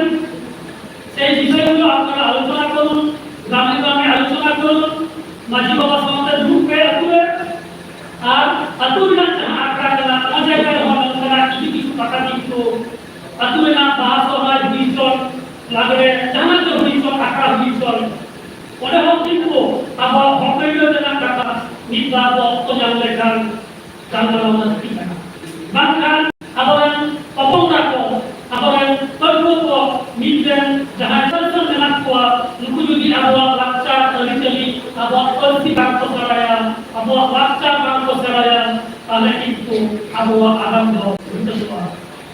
যাহাই কো নয়া ভারতীয় সংবিধান পাঠাও সারাতে হবনা নয়া পুঁথি তেহেন কিছু গান পুঁথি নোটে মেনা আছে আপনাকে হাতাও দাঁড়িয়ে নয়া ভারতীয় সংবিধান সান্তালিতে যাহাই তর্জমা করা কিছু গান পুঁথি নোটে কাউন্টার দেনা আপনাকে পাঠাও দাঁড়িয়ে নয় যাহা একটা বিষয় যাহা সংবিধানের জন্ম করা মেনখান মনে এই সেলা থাকা নয় যাহা সংবিধানের পুঁথি পেলা সংবিধানের যাহা মেনা ওনা মনে মেনাকে ওনা को पता मने मेनाके ওনা সাথে নয় সংবিধান ভুল করার লিখতে ᱟᱵᱚ ᱡᱟᱦᱟᱸ ᱠᱚ ᱵᱤᱥᱚᱭ ᱵᱟᱲᱟᱭ ᱫᱚᱨᱠᱟর যে সংবিধান তো চেঞ্জ করা অকল को বেনাও লেদা তিন को বেনাও লেদা চেদাক को বেনাও লেদা নয়া को কিন্তু বিষ্ণু করতে হয়নি সব টাকা ব্যয় করুন এখানে এটা সমস্ত বাদ আদিবাসী को एससी और एसटी को দিতে जहां दिया स्पेशल आइन को मेना स्पेशल पुलिस आर्टिकल मेना ओना को बीच जायगा बोल करते पुतिना उचित पाताले हो कदा जहां पे इन सामने लेना होगा ये होता होगा आर्टिकल में आदिवासी को बहुत संभव है नाम करा हम सुगर एक्स्ट्रा आर्टिकल कथा होवे मेना और आर्मेंट नो पुतिना गाना गुरु है कदा ये संविधान के जहां अधिकार ओना को जाते आबोल साना को बुझो दवे আমরা जहां लोग पढ़ा जड़ाव बताए उनी और जहां लोग पढ़ा बाल बनाया है उनी जी दुआ को बताए आजमा उनी हो जाते अब बहुत के जो ना कथा बगाड़ रहे हैं उन का एकदम सहज सरल भाषा से हमारे संविधान में उनका दिया एक सिस्टम था जहां को मैंने ना दिया वह पुतियों पे पढ़ा लगाया नॉन की हिंदी करते यदि अधूरे मैक्टन सिटीजन से भी पढ़े के हुआ सारे कारण से करते को मैक्टन पुतिया से के जहां गोल को बना हुआ पुतुल को बना हुआ उनको को आते संविधान में था कथा को बना मैक्टन करते मैक्टन साका मिट्टी सही करा नंबर का जिससे दाल बनावा ताले तेजा आलोचना को बात अब वाला संविधानिक अधिकार আর ভারতবর্ষের দেশ যায় সাংবিধানিক প্রধানের দিক যায় উনি যা দায়িত্ব কর্তব্য ওনা को সামান নাম দিয়ে গেলে দিদি দাঁড়িয়েরা আবার মন্ত্রীদের তো না দাঁড়িয়েরা নৌকারে কাছে কি আর বলবো হাসানা মায়ের কাছে উচ্চতে সমান প্রতিভার সাথে ইঞ্জিন কথা ধরে গেছে উচিত কিনা সবাইকে জোহার ধন্যবাদ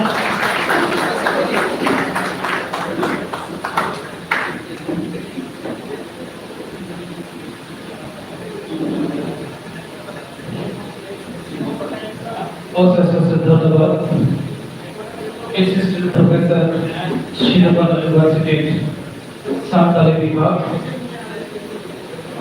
সত্যি তো শুনতে খুব ভালো লেগে যাচ্ছিলাম আমরা যারা আদিবাসী সম্প্রদায়ের মানুষ আমরা জানি তাই ভাই সামনে চতুর্দিকে আমাদের একটাই পথ এটা একসঙ্গে শিক্ষিত হোক সংগঠন হোক আর আন্দোলন করা এবার বলার করে এবার বড় করে অনুরোধ করছি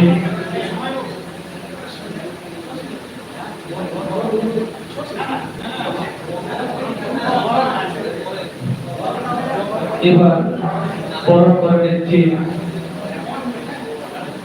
আমাদের সম্মানীয় অতিথি মাননীয় প্রদীপ সরেন মহাশয়কে উনি কলকাতা হাইকোর্টের অ্যাডভোকেট বরণ করার জন্য অনুরোধ করছি আমাদের পশ্চিমবঙ্গ আদিবাসী কল্যাণ সমিতি তথা পূর্ব বর্ধমান জেলা শাখার সভাপতি মাননীয় মহাদেব মহাশয়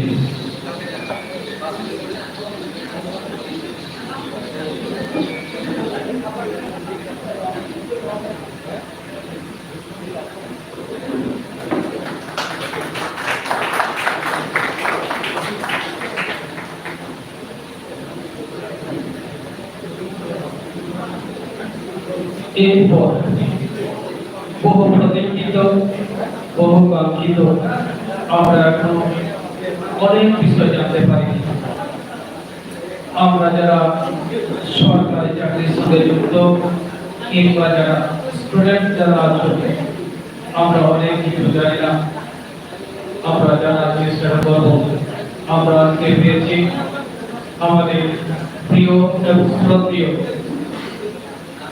লালপুর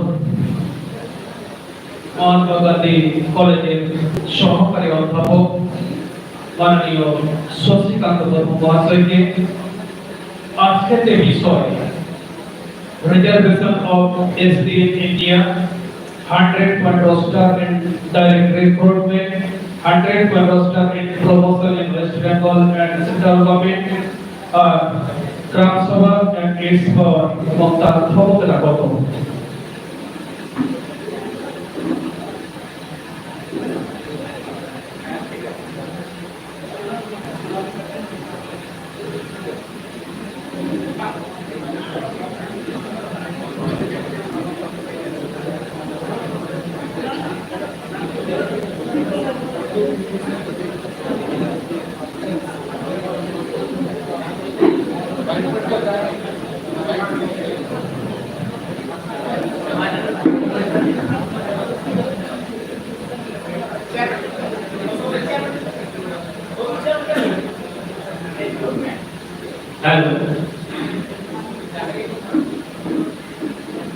জোহার।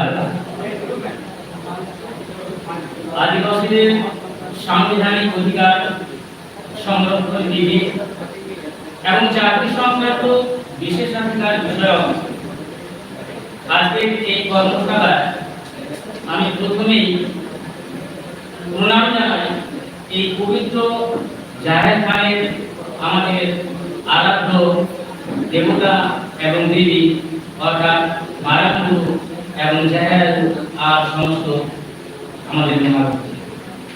তারই সঙ্গে আজকের এই কর্মশালার আমাদের মাননীয় সভাপতি মহাশয়, বিশিষ্ট অতিথিবর্গ, সম্মানীয় সহবক্তাগণ, West Bengal schedule tribe welfare অ্যাসোসিয়েশনের নেতৃত্ব এবং দূর দূরান্ত থেকে আগত বিভিন্ন সামাজিক গণসংগঠনের সদস্য ও সংগ্রামী সহযোদ্ধাবৃন্দ, প্রত্যেককেই যথাযোগ্য স্থানে জানাই আমার আন্তরিক শ্রদ্ধা, শুভেচ্ছা এবং স্বাগত।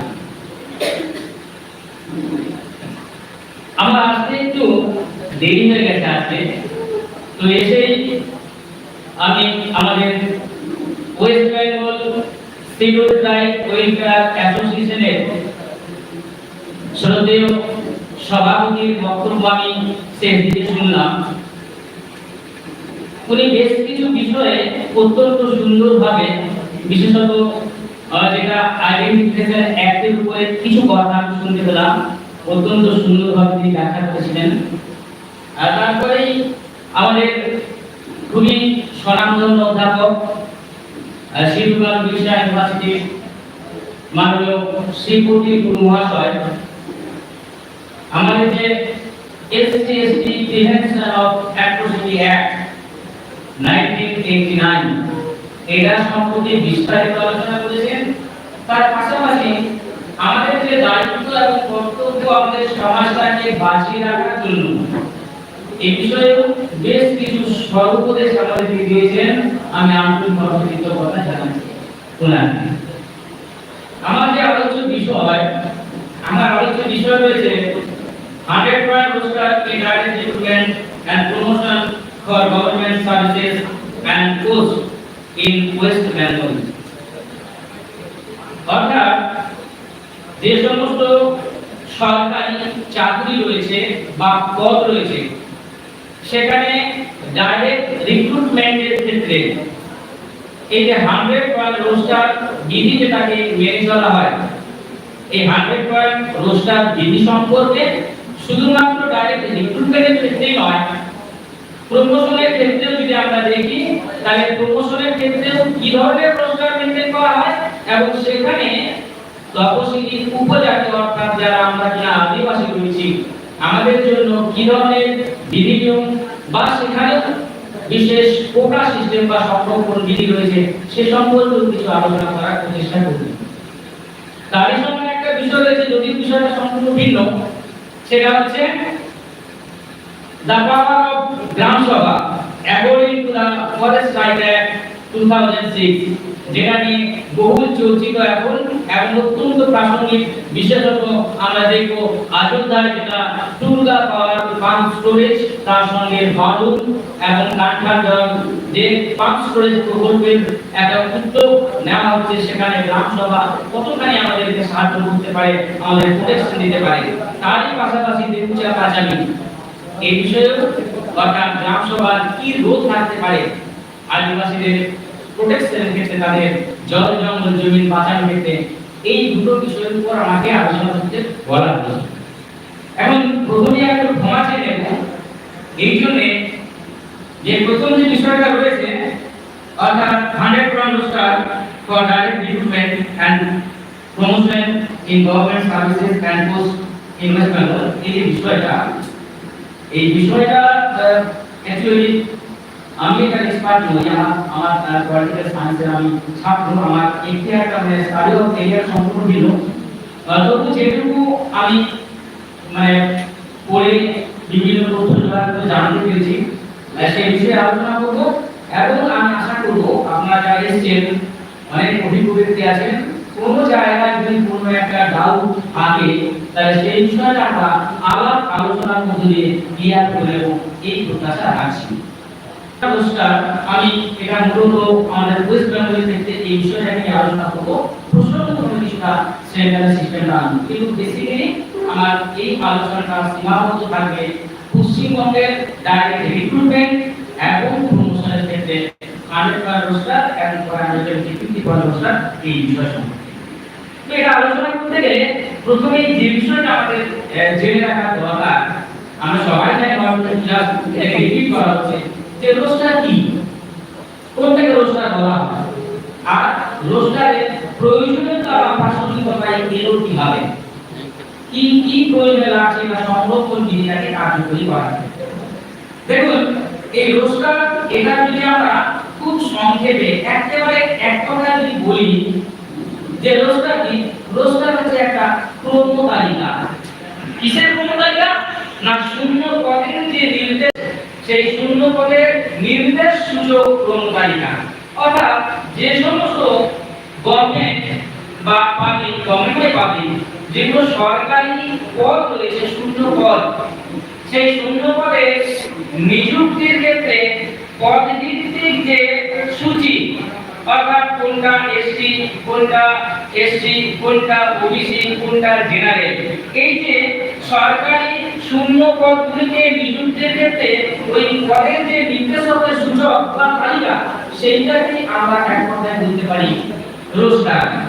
অর্থাৎ যেখানে সরকারি নিযুক্তির জন্য একটা তালিকা করা হয়, আর একটা ক্রম সিরিয়াল থাকে, কোন সিরিয়ালে রোস্টারের কত পয়েন্টে কোন কোন ক্যাটাগরির জন্য সেই পদটা সংরক্ষিত আছে, নির্দিষ্ট আছে, সেইটা বোঝানোর জন্য যে তালিকা, কোন তালিকা কত থাকে, এটাকে বলা হচ্ছে রোস্টার। এখন রোস্টার যেটাকে আমরা বলছি, এটা প্রয়োজন কেন, এটা কি ইম্পর্টেন্ট কেন, কেন এটাকে এত বেশি গুরুত্ব দেওয়া হলো, বিশেষ করে যখন আমরা জানি the West Bengal schedule caste and schedule tribe reservation of vacancies and post act 1976।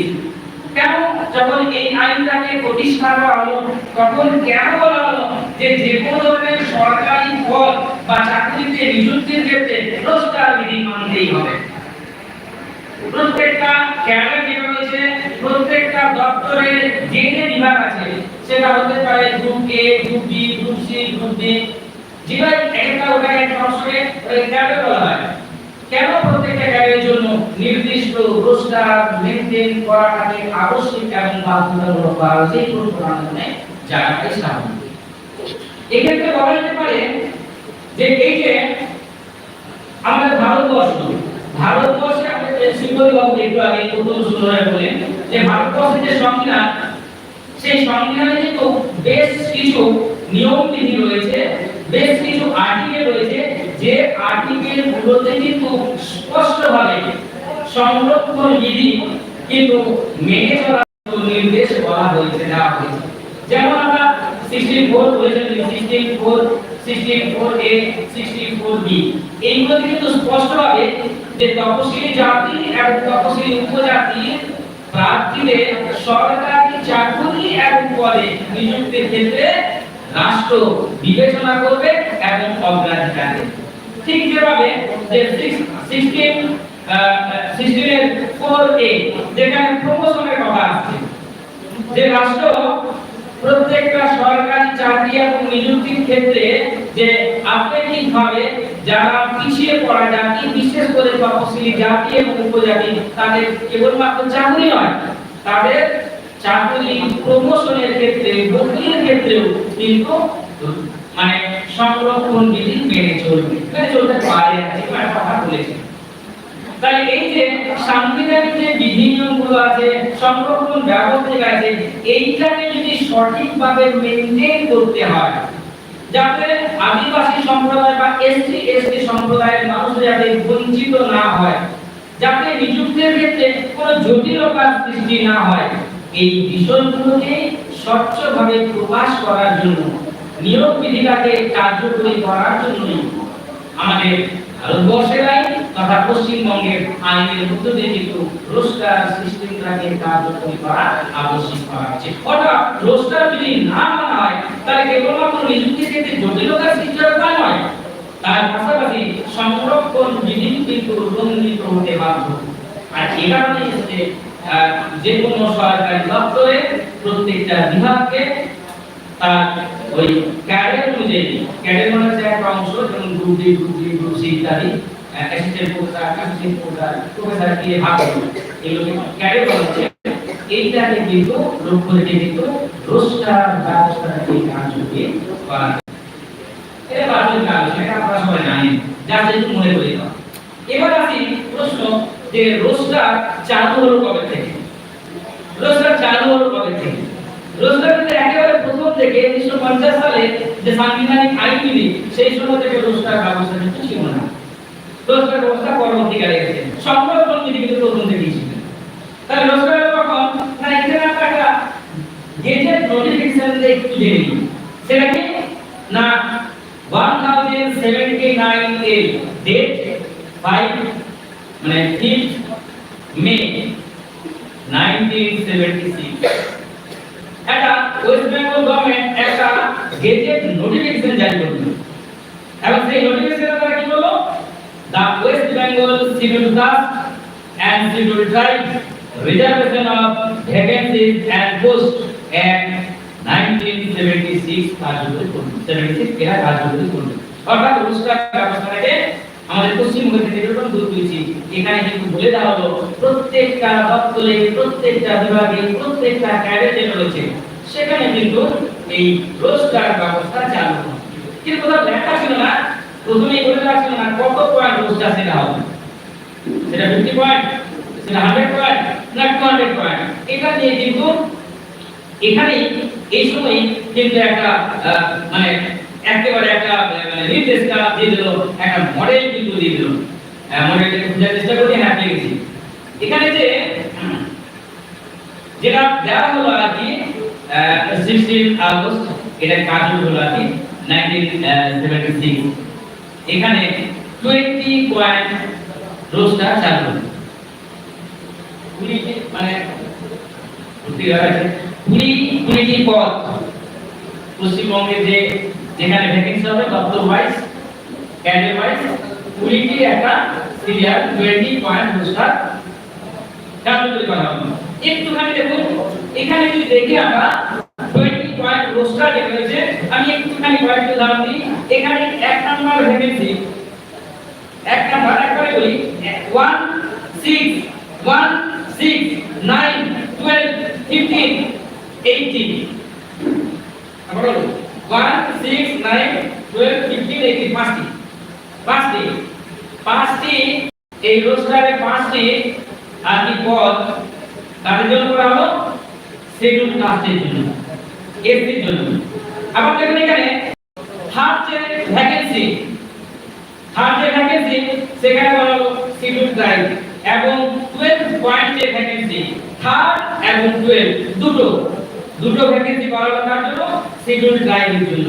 একটা ছোট্ট কথা জিজ্ঞেস করি, আচ্ছা 20 পয়েন্ট রোস্টার যেটা স্যার 20 পয়েন্ট যেটা রোস্টার, 20 পয়েন্ট রোস্টার মধ্যে 5টা দেখা যাচ্ছে এসসি। আচ্ছা কত পার্সেন্ট আছে? 25% রাইট। কিন্তু সংবিধানে কি বলা আছে, যে সেখানে বলা হয়েছে যে জনসংখ্যার আনুপাতিক হারে সংরক্ষণ বিধি চালু হবে, এবং সেটা হচ্ছে সেন্ট্রালে হচ্ছে 15% এসসি এবং 7.5 হচ্ছে এসটি। আমাদের পশ্চিমবঙ্গ হচ্ছে 22% হচ্ছে এসসি এবং 6% হচ্ছে এসটি। তাহলে দেখুন এখানে 25% হয়ে গেল এসসি যখন প্রথম রোস্টারটা কার্যকরী হলো। আবার একইভাবে পয়েন্ট 3 সিরিয়াল নাম্বার 3 এবং সিরিয়াল নাম্বার 12 এটা কার জন্য বরাদ্দ হলো? এটা বরাদ্দ করা হলো এসটির জন্য, এসটির জন্য। তাহলে দুটো, তাহলে 3 মধ্যে দুটো হবে কত? 10%। তাহলে দেখুন প্রথম যে রোস্টারটা হচ্ছে যেটা মানে ইমপ্লিমেন্টেশন করা হচ্ছে সেখানে কিন্তু 25% এসসি পেয়ে গেছে এবং 10% কিন্তু এসটি আমরা যারা তফসিলি উপজাতি ভুক্ত সম্প্রদায়ভুক্ত মানুষ তাদের জন্য কিন্তু বরাদ্দ। এখন এই বিষয়টা এখানে যখন এই আইনটাকে কার্যকর করা হচ্ছে, এখানে কিন্তু একটা বিশেষ নির্দেশিকা ছিল। সেখানে বলা ছিল যে প্রয়োজনে এসসিদের জন্য ম্যাক্সিমাম 25% পর্যন্ত করা যেতে পারে রোস্টারের ভ্যাকেন্সি, মানে রোস্টার পয়েন্টটাকে। আর ঠিক একইভাবে যে সর্বাধিক পশ্চিমবঙ্গের সর্বাধিক প্রথম চালু হচ্ছে সর্বাধিক 10% পর্যন্ত কিন্তু এসপির জন্য বরাদ্দ হতে পারে, তার বেশি নয়। প্রথমবারে কিন্তু এই সিস্টেমটা করা হলো। আমরা যদি পরবর্তী সময়ে দেখি, পরবর্তী সময়ে একটা নোটিফিকেশন হলো ক্যালকাটা গেজেটে এসসি ওয়েলফেয়ার ডিপার্টমেন্টের পক্ষ থেকে নোটিফিকেশন নাম্বার 136 TW/EC এর 27/3/90।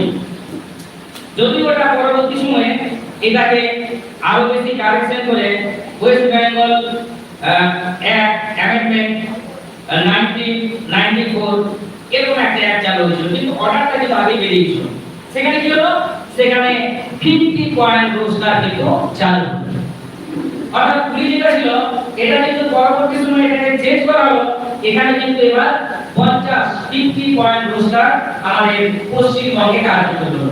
এবং এখানে কিন্তু স্পষ্টভাবে বলে দেওয়া হলো এবারে কিন্তু যে পশ্চিমবঙ্গে 22% আমাদের যে টোটাল যে ভ্যাকেন্সি থাকবে, আমাদের যে রোস্টার থাকবে, সেখানে 22% কিন্তু এই পোস্ট, এটা পোস্ট বেসড রিজার্ভেশন, এখানে কিন্তু 22% থাকবে এবং এসটিদের জন্য 6% কিন্তু বরাদ্দ থাকবে।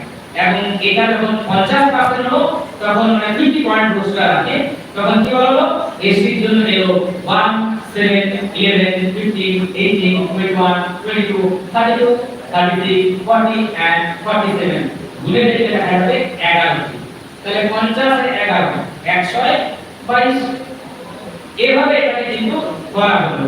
আবার দেখুন আমাদের যে এসটি ক্ষেত্রে সেখানে 51 রোস্টার কি হলো, সেখানে 4 মানে সিরিয়ালি রয়েছে রোস্টার 4 24 and 43 অর্থাৎ 3টি 20টিতে 3টি, সরি 50 এ 3, সুতরাং 100 হচ্ছে 6। এই যে রিজার্ভেশনটা আমাদের অর্থাৎ পোস্ট বেস রিজার্ভেশন, যে রোস্টার সেখানে যে ভ্যাকেন্সি দেওয়া হচ্ছে, পোস্ট বেস হচ্ছে, এখানে তোমরা পোস্ট বেস হচ্ছে, সেই পোস্ট বেস ভ্যাকেন্সি কিন্তু আমাদেরকে 22 এবং 6% কিন্তু বরাদ্দ করা হবে।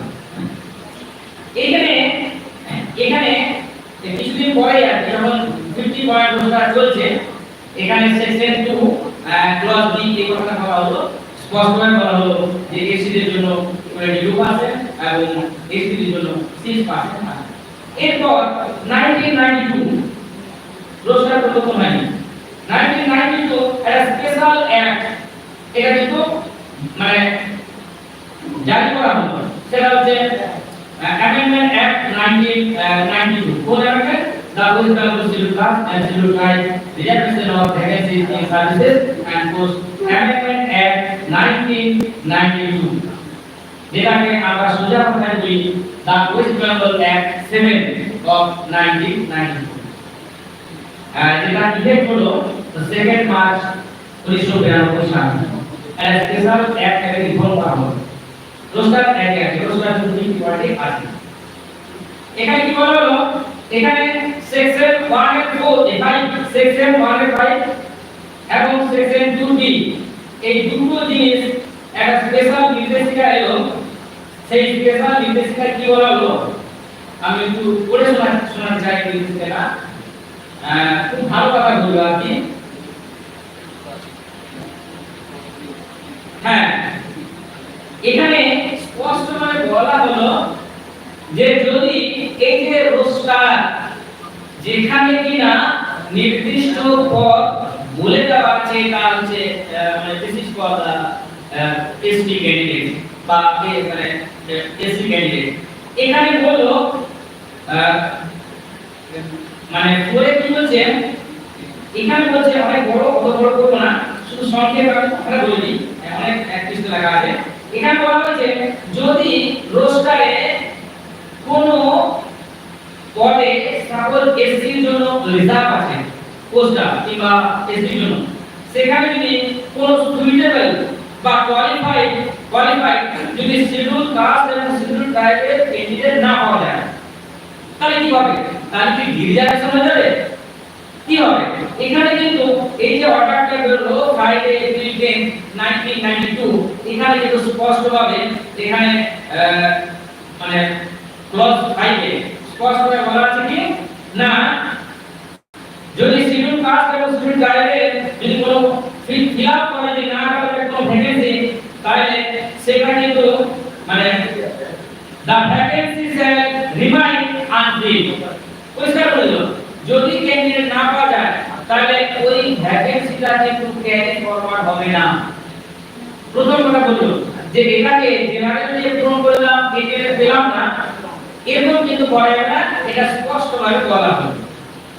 মজার কথা হলো তারপরেই অদ্ভুতভাবে যেটা হচ্ছে সেকশন 2 ক্লজ বি, এখানে আবার একটা কথা বললো যে কোনোভাবে এসটি বা এসসি রিজার্ভ কোনো পোস্টে কখনো অন্যতে কনভার্ট করা যাবে না অন্য ক্যান্ডিডেট জেনারেলি দিয়ে।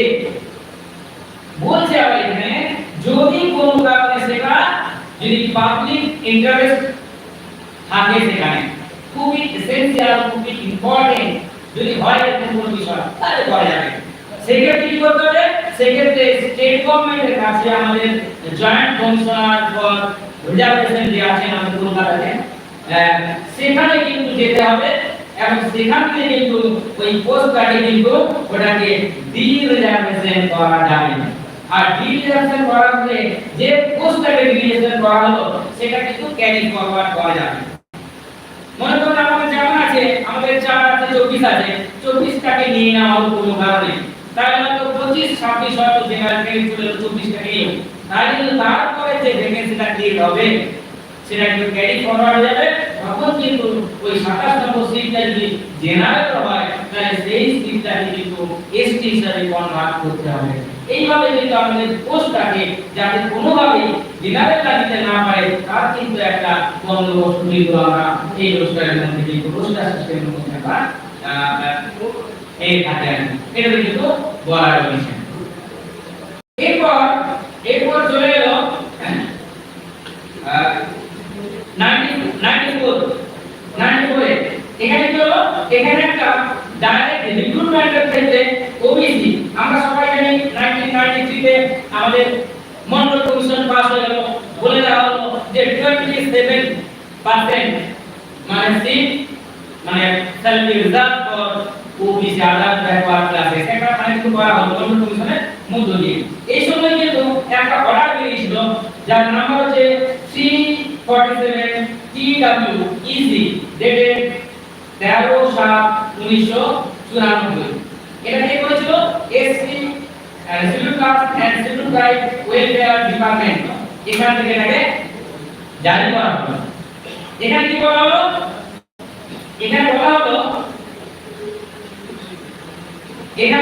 বলা হলো যে অর্ডার নাম্বার হচ্ছে C47 TWEC date 13/7/1994 shall maintain reservation for the backward classes in services and post in direct recruitment। এখানে কিন্তু একটা মানে ব্যাকওয়ার্ড ক্লাসের জন্য একটা রিজার্ভেশন যাতে কার্যকর হয় ডাইরেক্ট রিক্রুটমেন্টে, তার কিন্তু একটা নির্দেশিকা কিন্তু চলে। এরপরেই অর্ডার হলো ওয়েস্ট বেঙ্গল অ্যামেন্ডমেন্ট 2000। এখানে কি হলো? এখানে 100 পয়েন্ট রোস্টারের কথা বলা হলো, যার প্রথম কিন্তু অর্ডারটা বেরিয়েছিল 6 এপ্রিল 1995। এখানে অর্ডার দেওয়া হলো রাজ্য সরকারকে, বলা হলো যে এর পরবর্তী সময়ে রোস্টারটাকে নিয়োগ করা হবে, সেই রোস্টার হবে 100 পয়েন্ট রোস্টার, 100 পয়েন্ট রোস্টার যদি কাজ করে এবং যেখানে এসসি এসটি তাদের যে নির্দিষ্ট আসন আছে 22% 6%, তার সঙ্গে কিন্তু 9 29 49 69 and 89 post salary reserved for the citizens belonging to backward classes of this state। এখানে কিন্তু 100% সমস্যা কিন্তু ব্যাকওয়ার্ড ক্লাসেসে যে একটা ডাইরেক্ট রিক্রুটমেন্টের একটা বিশেষ একটা সুযোগ সুবিধার ব্যাপার, এই ব্যাপারটাও কিন্তু চলে এলো। তাই দেখা যাচ্ছে যে এই নিয়মটাও কিন্তু 100% রোস্টার সেখানে চলে এলো ব্যাকওয়ার্ড ক্লাসেস নিয়ে। এরপর যদি দেখি আমরা ডাইরেক্ট রিক্রুটমেন্টের ক্ষেত্রে আমাদের সর্বশেষ যে অর্ডারটা বেরিয়েছে সেটা হচ্ছে dated Kolkata the 1st March 2011 memo number 15 EMP/1M25/98 government of West Bengal labour department right custody Kolkata act. এখানে কি হলো, এখানে লাস্ট যেটা বেরিয়েছে এরপর আরো সিটি একটা বেরোবে যেখানে weaker section of the society ওদেরকে একটা বেরোবে কিছুদিনের মধ্যে, কিন্তু হয়তো বেরিয়ে স্টার্ট করে। কারণ এটা আমার মানে স্টাডি অফ এরিয়া অ্যাকচুয়ালি নয় আর তো হ্যাঁ আলোচনা করতে বেরোই যেটা কিনা আমাদের 103 যে কনস্টিটিউশনাল অ্যামেন্ডমেন্ট অ্যাক্ট এখানে কিন্তু বললো কি না, সেখানে হচ্ছে 10% যে রিজার্ভেশন এটা হচ্ছে মানে economically weaker section of the society. বুঝতেই পারছেন কেন এটা হয়েছে, যারা রাজনৈতিক আলোচনার মধ্যে যদি উঠে নেওয়া বিষয়, তো এটাকে কিন্তু নিয়ে আসা হবে। এবং সেখানে কিন্তু শুধুমাত্র বলা হয়েছে আপনার কাজের জন্য, সেখানে যদি এসসি অফিসার যদি কিন্তু দরিদ্র হয়, তারা যদি ইকোনমিক্যালি উইকার সেকশন হয়, তারাই তো কি মানে ইকোনমিক উইকার সেকশন তারা ঠিকই আছে, কিন্তু তাদের জন্য কেন হয় আপনার কাজের মধ্যে যারা হবে আজকে আবার ইসলাম যদি 8 লক্ষ টাকা ভাবুন যাকে সেখানে এখানে কিন্তু যেটা লাস্ট যেটা বেরোলো এখানে কিন্তু অদ্ভুত ভাবে বেরিয়েছে। আমার কাছে আছে যদি অনেক তো 150 আছে, যে আপনারা কেউ চান অবশ্যই নিতে পারি, পুরো ভুলতে গেছেন। তো এখানে কিন্তু ভ্যাকেন্সিটা শুধুমাত্র মানে ডাইরেক্ট রিক্রুটমেন্ট একটু বলছি, শুধুমাত্র এসসি এসটি ওবিসি এটাই বলা হচ্ছে তা নয়, তার পাশাপাশি যেটা হচ্ছে এক্সাম্পটেড ক্যাটাগরি আছে আমাদের, তার পাশাপাশি এক্স সার্ভিসম্যান তাদের, এবং তার পাশাপাশি আছে মানে পারসনস উইথ ডিসএবিলিটিস মানে যারা মানে শারীরিকভাবে অক্ষম, এবং তার পাশে আছে একটা অদ্ভুত জিনিস যেটা হ্যাঁ মেরিটোরিয়াস স্পোর্টস পারসন মানে যারা হচ্ছে খেলাধুলো যারা ভালো আর কি ন্যাশনাল লেভেল মানে ইন্টারন্যাশনাল লেভেলে যারা আমাদের ভারতবর্ষের নাম থাকে গৌরব করছে, তাদের জন্য কিন্তু এখানে একদম সুন্দরভাবে আপনারা যদি পড়ে রাখেন কখনো নিশ্চয়ই পড়েছেন, এখানে একদম এখানে যেটা আমাদের মানে সেকশন আছে, section 2 section 3 section 4 section 5 section 6 আমি বলছি না 7 8 9 এবং 9A বি এত সুন্দরভাবে ব্যাখ্যা করা আছে কত রোস্টারের কোন কোন পদ কোন পোস্ট বেশি দিয়েছেন, কোন পোস্ট এসসিদের জন্য, কোনটা এসটিদের জন্য, কোনটা ওবিসিদের জন্য, কোনটা মেরিটোরিয়াস পোস্ট পার্সনের জন্য, কোনটা ফিজিক্যাল উইকার সেকশনের জন্য, এক্স সার্ভিসম্যান সমস্ত কিছু পরিষ্কারভাবে বলা আছে। আমাদের যে ছয়টা রয়েছে তার মধ্যে যেটা আছে 93 যেটা আছে আমাদের আপনারা জানেন সবাই 90 রোস্টার 100 রোস্টার 93 যেটা আছে সেটা হচ্ছে আমাদের শিডিউল ট্রাইবের জন্য, এইটা আমাদের এক্সাম্পটেড ক্যাটাগরি পরিষ্কার। তো এই হলো আমাদের 100% রোস্টার।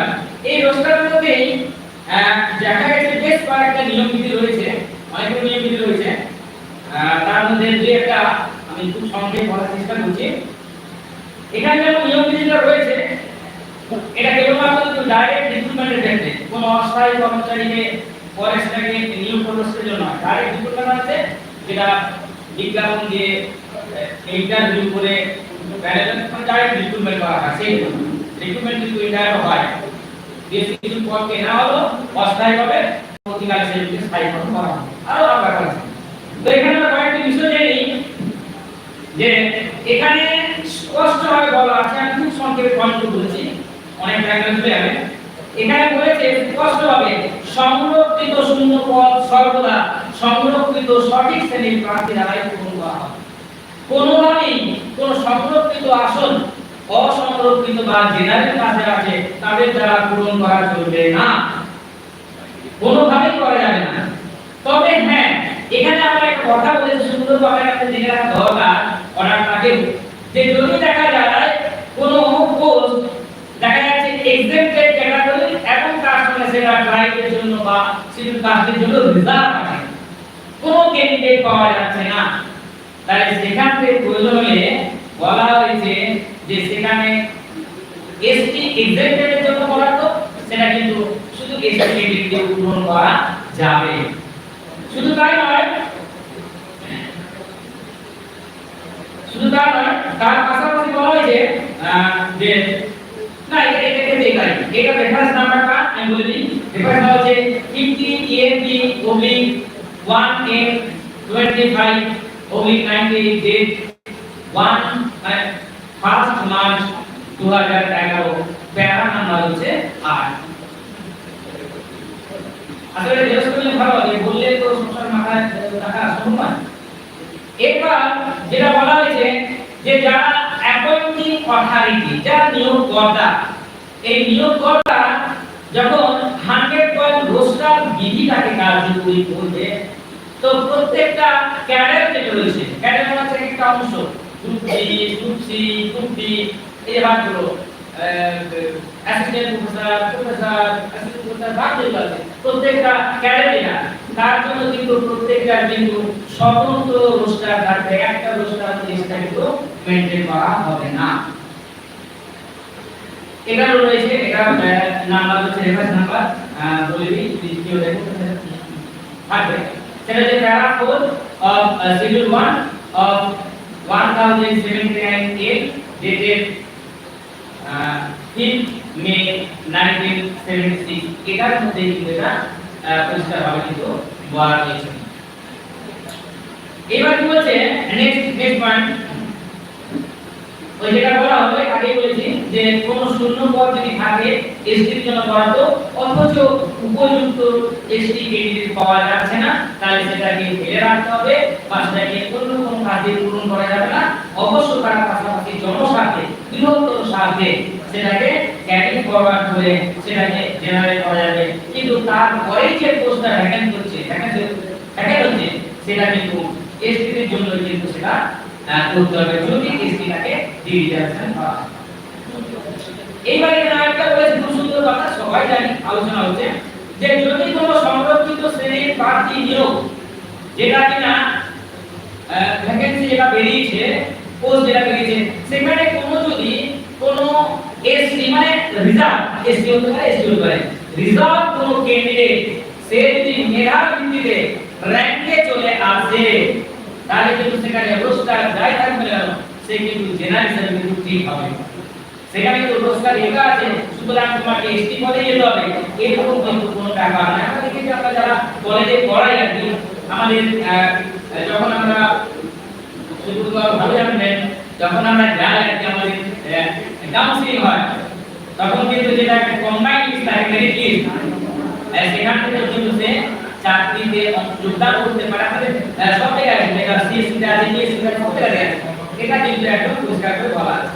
এরপর আরেকটা বিষয়, খুব ইন্টারেস্টিং বিষয়, এটা খুব রিসেন্ট, যারা মাস্টারমশাই আছেন আর কি এখানে, শ্রদ্ধেয় মাস্টারমশাইগণ বা ম্যাডাম, আপনারা জানেন খুব রিসেন্ট কিন্তু আপনাদের একটা অর্ডার এসেছে, আমি একটু কাজ করতে চাইলাম, এটা খুব রিসেন্ট একটা অর্ডার এসেছে, এটা কি না, সেটা হচ্ছে রেজিস্টার অফ অ্যাপয়েন্টমেন্ট, যেটাকে বলা হচ্ছে ROA, যারা দায়িত্বে আছেন, দায়িত্বে মানে স্কুলের হেডমাস্টার মশাই, টিচার ইনচার্জ, তারা দেখবেন একটা সার্কুলার এসেছে যে ইমিডিয়েট যারা কিনা 7/3/2018 আগে জয়েন করেছে এবং 7/3/2018 পরে জয়েন করেছে, এদের যতগুলো পোস্ট রয়েছে সেইটাকে কি করতে হবে, সেটাকে অথেন্টিকেশন করতে হবে। তাহলে এই যে অথেন্টিকেশন যেটা করার ব্যাপারটা রয়েছে, যেটা বলা হয়েছে, এই বিষয়টা কিন্তু পরিষ্কারভাবে বলা হয়েছে এবং এটা ডিসিডব্লিউ অফিস যদি হয় 7/3/2018 আগে, আর যদি 7/3/2018 পরে হয়, তাহলে সেটা কিন্তু কলকাতাতে যেটা রয়েছে আমাদের কাউন্সিল অফিস বা পর্ষদ ভবন, সেখানে কিন্তু সেটাকে মানে অথেন্টিকেশন করে নিয়ে আসতে হবে, এটা বলা হয়েছে। এখানে কি বলা হয়েছে, একটা জিনিস কোন বিষয়টা বলতে চাই, সেটা হচ্ছে register of appointment. Register of appointment প্রত্যেকটা স্কুলে কম্পালসারি করা হয়েছে, খুব রিসেন্ট বাজার থেকে কেনা ভুল করে গেছে, সবাই কিন্তু এটা মেইনটেইন করছে। এখানে কি বলা হয়েছে, এখানে পরিষ্কারভাবে প্রত্যেকটা পদ, কোন পদে কোন সিরিয়ালে কোন পোস্টে কে এসেছে, কবে এসেছে, রিজার্ভেশন মানা হয়েছে কি হয়নি, ডি রিজার্ভেশন করা হয়েছে নাকি, সেটাকে অথেন্টিকেশন করা হয়েছে কিনা, সেটার জন্য পদ বরাদ্দ হয়েছে, সমস্ত বিষয় এই আপনাদের রেজিস্টার অফ অ্যাপয়েন্টমেন্ট এখানে কিন্তু পরিষ্কারভাবে উল্লেখ করেছে, খুব রিসেন্ট এই ঘটনাটা। এখানে কি বলা হয়েছে, প্রথম কথা বলা হয়েছে 100 পয়েন্ট রোস্টার, এটা ওখানে থাকবে ওই রেজিস্টার অফ অ্যাপয়েন্টমেন্ট।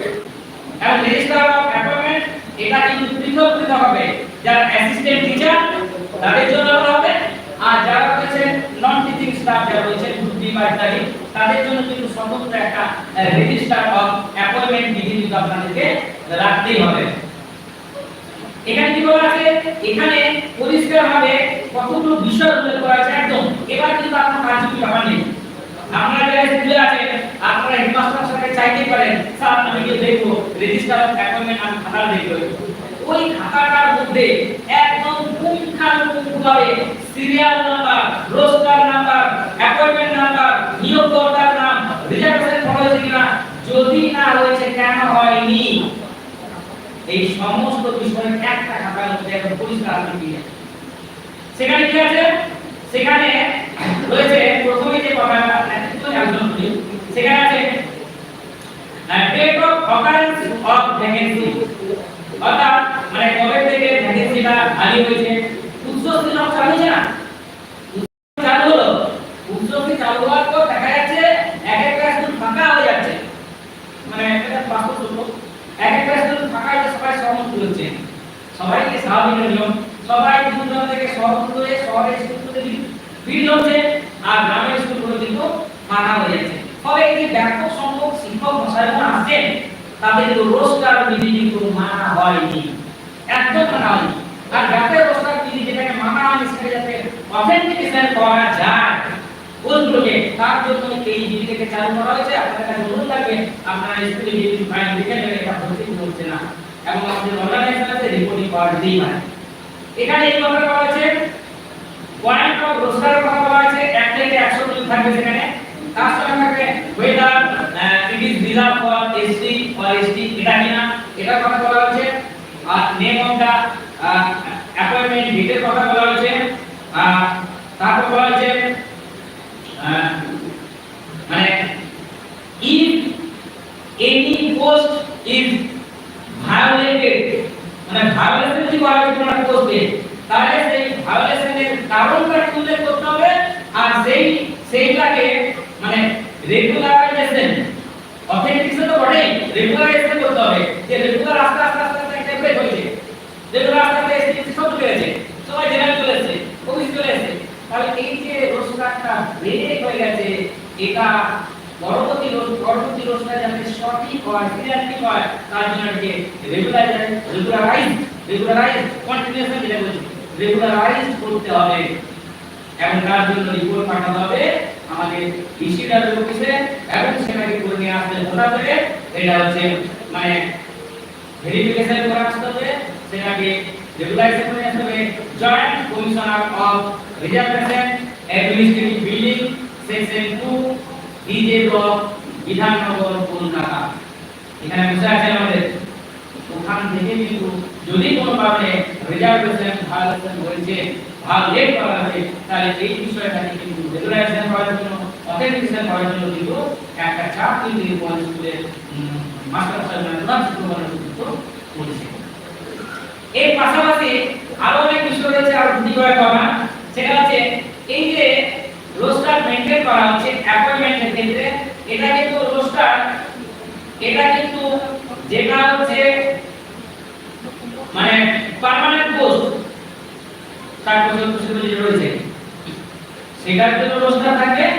অনুরূপভাবে যেটা হচ্ছে ওই শর্ট টাইম যে পোস্ট গ্রেড, শর্ট টাইম 4 মাস ম্যাটারনিটি লিভ চলে গেল, কোনো বিএড করতে চলে গেল, এই যে ভ্যাকেন্সি যেগুলো হচ্ছে 45 দিনের উপরে, যেটা কিনা টাকা আমাদের এই অর্থ মন্ত্রক থেকে আসবে, যেটা টাকা আসবে, যেটা টাকা সরকার দেয় যে পোস্টের জন্য, সেই ধরনের যদি কোনো পোস্ট ক্রিয়েট হয়, পার্মানেন্ট পোস্ট নয়, ডেপুটেশন হচ্ছে, ম্যাটারনিটি হচ্ছে, গ্রেড হচ্ছে, কোন ট্রেনিং এর জন্য হচ্ছে, তাহলে সেখানেও কিন্তু রোস্টার ফলো করতে হবে, সেখানেও কিন্তু SC ST OBC reservation policy কিন্তু ইমপ্লিমেন্টেশন হবে। এটাও কিন্তু দেখার বিষয় আমাদের প্রত্যেকে রয়েছে।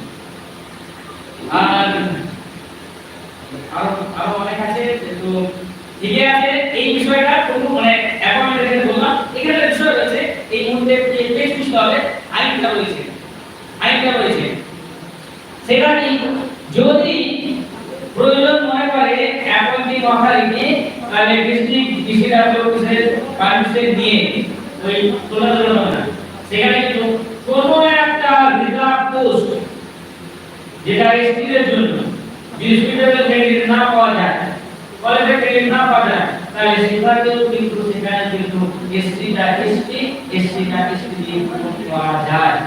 এই ধরনের ভাইস ভার্সা একটা রিলেশন কিন্তু অ্যাপয়েন্টিং অথরিটি ইচ্ছে করলে করতে পারে।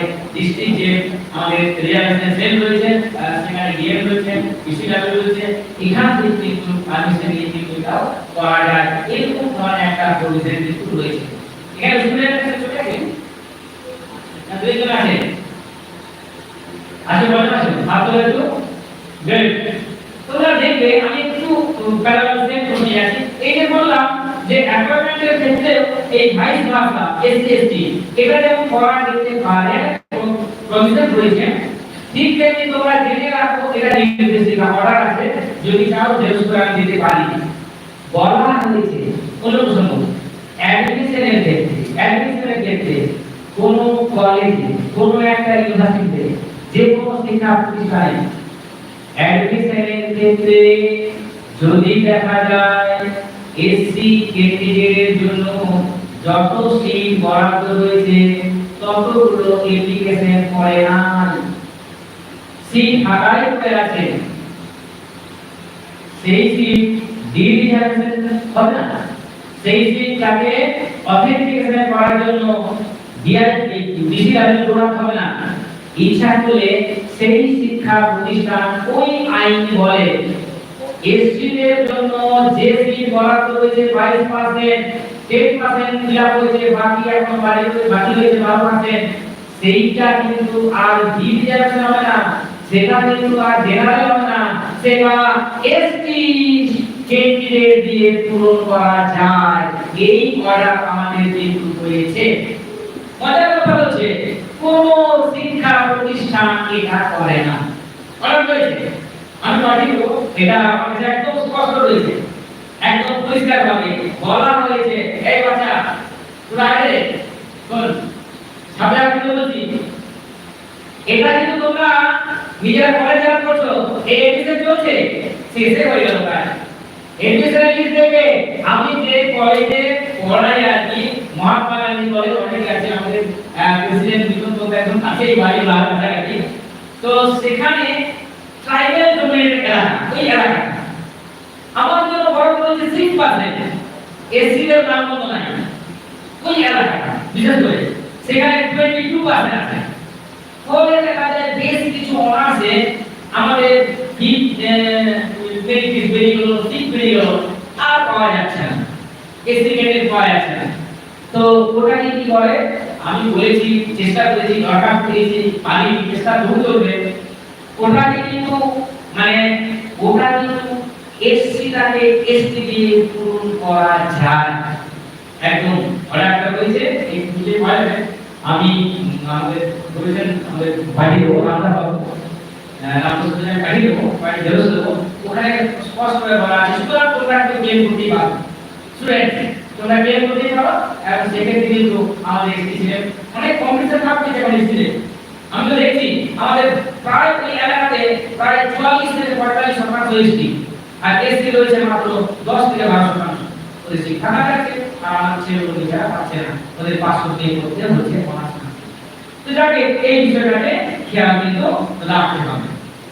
এবার সংক্ষেপে একটু পেলো গেল মানে গাড়ির রিক্রুটমেন্টের ক্ষেত্রে 100 পয়েন্ট পুরস্কার কিভাবে 20 50 100 অ্যাপয়েন্টমেন্ট সিস্টেমটা কি বা এই যে মানে রেজিস্টার অফ অ্যাপয়েন্টমেন্ট কি এইসব ব্যাপারে ছোট্ট করে বলা হলো। এবার একটু আসি প্রমোশনের ক্ষেত্রে, খুব সংক্ষেপে বলবো। প্রমোশনের ক্ষেত্রে মানে রিজার্ভেশন ফর প্রমোশন এই যে বিষয়টা, এখানে আমাদের ওয়েস্ট বেঙ্গলের ক্ষেত্রে যেটা রয়েছে, ওয়েস্ট বেঙ্গলের ক্ষেত্রে এখানে কিন্তু 50 পয়েন্ট পুরস্কার, এখানে কিন্তু আর 100 পয়েন্ট পুরস্কার কিন্তু নেই।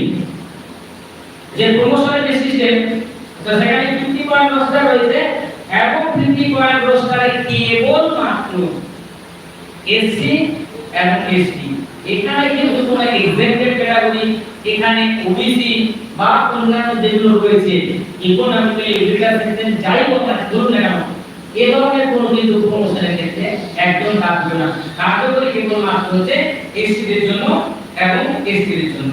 কারণ সেখানে বলা হয়েছে যে 50 পয়েন্ট পুরস্কার 1 থেকে শুরু হবে, 50 এ শেষ হবে, আবার যখন 50 থেকে প্রমোশন হয়ে গেল আবার সেটা শুরু হবে কিন্তু 1 থেকে। এখানেও সেই যথারীতি ঠিকই আগের মতোই কি না, যখন এটা কার্যকরী হয় 1976 আমাদের বিখ্যাত যেটা অ্যাক্ট যেটা বলছে, যেটাকে আমরা বলছি schedule the West Bengal schedule caste and schedule tribe reservation of vacancies in services and post act 1976, এখানে প্রথমে 20 পয়েন্ট ছিল, 20 পয়েন্ট যেমন 50 ছিল 50 এলো, 50 কিন্তু আর 100 হয়নি। তাহলে এখানে এই কথাটা বলা আছে। এখানে কি বলা আছে একটা পয়েন্ট বলি, সেখানে যে 50 পয়েন্ট পুরস্কার যেটা রয়েছে সেখানে সংরক্ষিত যে শূন্য পদ সেখানে যদি প্রার্থীর অভাবে পূরণ করা না যায় তাহলে সেটা কখনোই অসংরক্ষিত প্রার্থীদের জন্য দেওয়া যাবে না। তাহলে সেটা কি করতে হবে, সেটাকে এইখানে বলছে ক্যারি ফরওয়ার্ড করতে হবে। অর্থাৎ দেখা গেল আমাদের 24 নম্বর রোস্টারে 24 নম্বর সিটটা হচ্ছে প্রমোশনের জন্য হচ্ছে এসটির জন্য, এসটি পাওয়া যায় না, তখন এসটিটাকে বাদ দিয়ে ওটা রয়ে গেল, ওটা এবার অন্য পরে অন্য সিরিয়াল 26 27 28 পাঁচটা ভেঙে গেল, সেখানে কিন্তু জেনারেল আছে, এসটি বা এসটি থাকবে, পরে যখন আবার সেটা নতুন আর নেওয়া হবে তখন আবার শুরু হবে ওই 24 তারপর 29 30 31 সবটা যেটা বাকি হয়ে গেল সেটা কিন্তু পরের বারে পূরণ করার চেষ্টা কিন্তু করতে হবে প্রমোশনের ক্ষেত্রে। এখানে আরেকটা কথা বলা আছে যে কোনো একটা পোস্ট যদি প্রথমবারে পূরণ করা গেল না সেটাকে ক্যারি ফরওয়ার্ড করা হলো, কিন্তু পরের বার যখন আবার একটা এসডি পোস্ট আসবে বা আরেকটা এসডি পোস্ট আসবে, একবার ছেড়ে দেওয়ার পর দ্বিতীয়বার কিন্তু আর ছাড়া যাবে না, সেখানে কিন্তু ক্যান্ডিডেটকে প্রমোশন দেওয়ার ব্যবস্থায় করতে হবে, তখন বলা যাবে না যে আমরা উপযুক্ত প্রার্থী পাইনি। অর্থাৎ ক্যারি ফরওয়ার্ডটা একবারে করা যাবে, একাধিকবার কিন্তু করা যাবে না। আরেকটা নিয়ম বলি, কয়েকটা এখানে বলা হয়েছে খুব ইন্টারেস্টিং, সেটা হচ্ছে zone of consideration. Zone of মানে কনসিডারেশন ব্যাপারটা কি না, একটা পোস্টে প্রমোশন করার জন্য 5 জনকে বাছা হয়।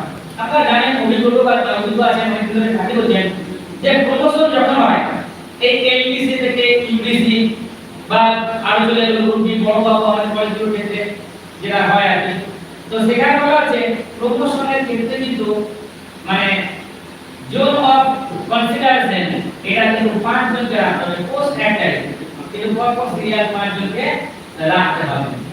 এবং সেখানে বলা আছে কি না, সেখানে বলা আছে যদি কোনো একটা পোস্ট যদি এসসি জন্য বরাদ্দ থাকে আর যদি দেখা যাচ্ছে যে তিনি আছেন একদম 5 নম্বরে, একটা পোস্ট এসসি জন্য রয়েছে, প্রথম জন সিনিয়র দ্বিতীয় ধরা হচ্ছে জেনারেল 5 নম্বরটা হচ্ছে এসটি, তাহলে 5 নম্বর এসটি কিন্তু ওই পদে চলে যাবে এবং তিনি কিন্তু সিনিয়র হিসেবে গণ্য হবেন। বিষয়টা একটু জটিল আছে এখানে। মোদ্দা কথা হচ্ছে 5 জন একটা পোস্টে প্রমোশনের জন্য 5 জনকে আনা হবে, তারা হচ্ছে কনসিডারেশন জোনে থাকছে, সেখান থেকে একজনকে প্রমোশন দেওয়া হবে। আবার সেম নিয়ম এখানে বলা হচ্ছে জোন অফ মানে যেটা আছে জোন কনসিডারেশন একটা পোস্ট ক্রিয়েট হয়েছে জেনারেল পোস্ট ইউপিসি এই দুটি বিষয় ইউপিসি পোস্ট জেনারেল থাকা হয়েছে প্রমোশন হবে তাইলে জোন অফ কনসিডারেশন পাঁচজন আছে একটু কাইন্ডলি শুনুন পাঁচজন আছে ইন্টারেস্টিং প্রথম জন হচ্ছে এসসি পাঁচজনের মধ্যে একজন সি ফাঁকা আছে একটা প্রমোশন হবে পাঁচজনকে রাখতে হবে প্রথম জন এসসি পোস্ট অফ জেনারেল তখন স্বাভাবিক নিয়মেই যে ওই এসটি রাই কিন্তু ওই জেনারেল পোস্টে প্রমোশনকে চলে যাবেন এটা স্বাভাবিক এখানে কিন্তু আর ওর জন্য একটা পোস্ট নষ্ট হয়ে গেল সেটা দিতে হবে না স্বাভাবিকভাবে তিনি কিন্তু ওই জেনারেল পোস্ট যেহেতু তিনি প্রথমে গিয়েছেন এক নম্বরে তিনি কিন্তু প্রমোশনটা পাবেন অর্থাৎ একজন এসটি বা এসসি প্রমোশন পেয়ে গেল কিন্তু ওই যে রোস্টার 50 পয়েন্ট রোস্টার কিন্তু নষ্ট হলো না এটাও আছে এই আইনগুলো লেখা আছে কথা বলছি না তাহলে এটা বলা আছে আর সেম বিষয় এখানে বলা আছে যে প্রমোশনের ক্ষেত্রেও যদি স্থায়ী পদ হয় এবং যদি কোনো অস্থায়ী পদ হয় তাহলে দুটোর ক্ষেত্রেই কিন্তু ওই 50 পয়েন্ট রোস্টার আলাদা আলাদা হিসেবে এখানে কিন্তু মেইনটেইন করতে হবে আর বেশ কয়েকটা হচ্ছে অনেক কিছু বলা যাবে না এটা ফেরোজপুর দিয়ে দেবো আরেকটা বিষয় বলেছে এটা ইন্টারেস্টিং এটা চলে আসে ওয়েস্ট বেঙ্গল অ্যাক্ট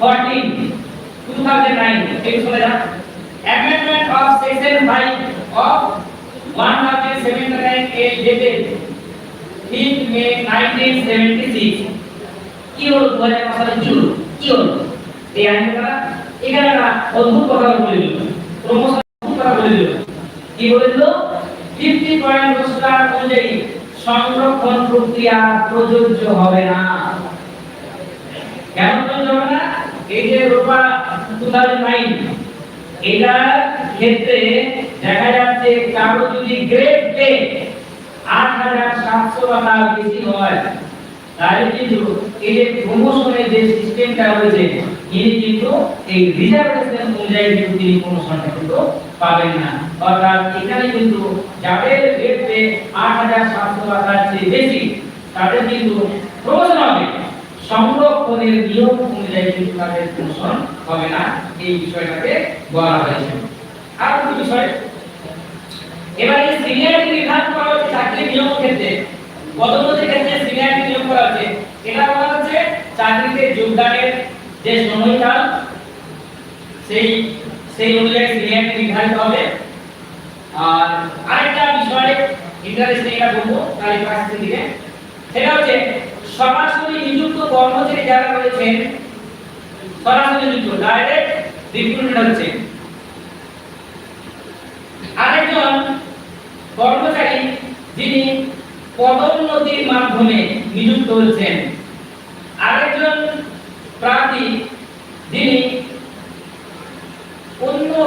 অন্য একটা প্রতিষ্ঠান থেকে ট্রান্সফার হয়ে আসছেন তিনজন এসেছেন কিছু সময় এই থেকে কাজ দাও আছে 12 না মাথা ঘুমো যাবে মানে আমার নিজেরই আছে তিনজন এসেছেন সিনিয়র কাকে দাও কে সিনিয়র একজন ওই প্রতিষ্ঠানে রয়েছেন আমি group C sir group C আমি মনে করো আমি এইখানে পড়াই বা এখানে গ্রুপ সি আমি প্রমোশন দিয়ে গ্রুপ বি তে চলে গেলাম বা এবিসি থেকে ইংলিশ যাই বলুন এলাম প্রমোশন পেলাম একই সালে সাথে করা হয় সাথে সিনিয়র কিন্তু সাথে হয় এখানে মাস দেখতে হয় আমি 2000 সালে গ্রুপ সি থেকে গ্রুপ বি তে এলাম ওই প্রতিষ্ঠানে আরেকজন অন্য জায়গা থেকে একই সালে ট্রান্সফার হয়ে চলে এলেন কোথায় কি করে গ্রুপ বি আমি গ্রুপ বি প্রমোশন পেয়ে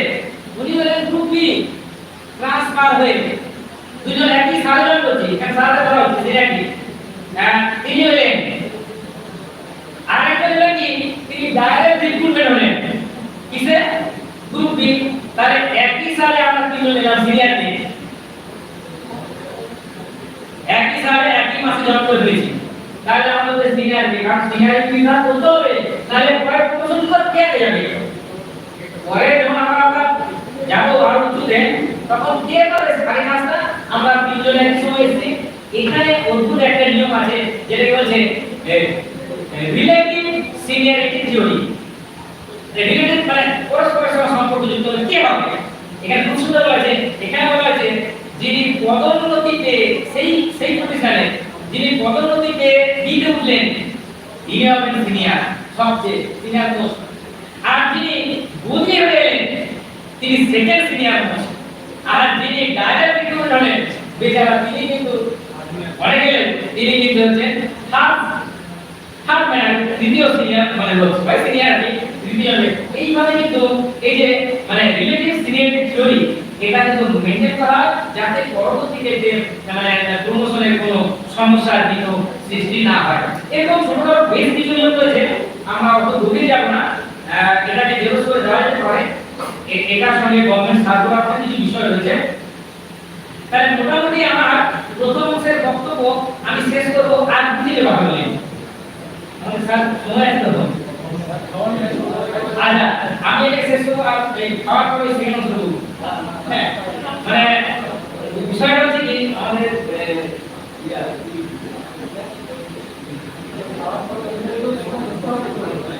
আমাদের মানে রামদাস তোমাকে গুরু হয়েছে, আমি তো গুরু আমার সাথে সাথে চাকরি হয়েছে আমার থেকে একটু বলতে যারা বলেছে তো রামদাস তোমাকে খুব খাটিয়েছেন, মানে এটা আমার বিষয় না।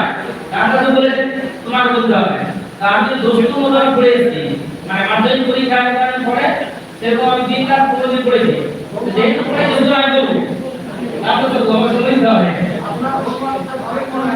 তো বিষয়টা হচ্ছে এইবার এই যে আমরা একটু ডাইরেক্ট রিক্রুটমেন্ট এবং প্রমোশনে আলোচনা করছি, এখন এখানে না একটা পলিটিক্যাল মার্কেট চলে। আমার একটা ফেভারিট জোন আগে আসছে, আমার ফেভারিট জোন পলিটিক্যাল সায়েন্সে থাকলো, আমি পলিটিক্সটা আমার ফেভারিট জোন আছে, ওখানে আসছি এই রিজার্ভেশন সিস্টেমের মধ্যে।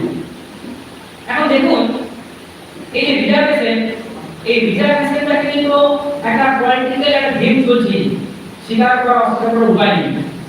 যতটা না বেশি সোশ্যাল জাস্টিসের কথা বলা হয়, অ্যাকচুয়ালি যেটা কি সোশ্যাল জাস্টিস ডেমোক্রেটিক ইমপ্লিমেন্টেশন করা, এটাই হচ্ছে মানে মূল লক্ষ্য, যে যারা ব্যাকওয়ার্ড, যারা ডিসেবলড, যারা অনগ্রসর অনুন্নত তাদেরকে আপলিফমেন্ট করা হবে, ইকুয়ালিটি নিয়ে আসলে উন্নয়নের সমান, এটাই তো ডেমোক্রেসির মূল লক্ষ্য। কিন্তু যতটা সোশ্যাল জাস্টিসের কথা ভাবা হয় তার চেয়ে অনেক বেশি পলিটিক্যাল ফায়দার যে বসা পাতি হয়, পলিটিক্যাল ফায়দার কথা ভাবা হয়। আরে ইন্টারেস্টিং জিনিস শুনুন, তারপরে শেষ করুন। এখন এই রিজার্ভেশনের সবচেয়ে বড় বিতর্ক যেটা হয়েছিল, যেমন আমাদের উকিল বলেছেন না বলেছেন উকিল আর ভালো ভালো বলবেন, একটা কেস হয়েছিল, সেটা হচ্ছে 16 ডিসেম্বর 1992, খুব ফেমাস। রিজার্ভেশন এই পড়তে গেলে জানতে গেলে এই আইনটার কথা আসবেই। ভয়ঙ্কর মামলা হয়েছিল, এটা হচ্ছে Indira Sawhney and others versus union of India, বিশাল কেস।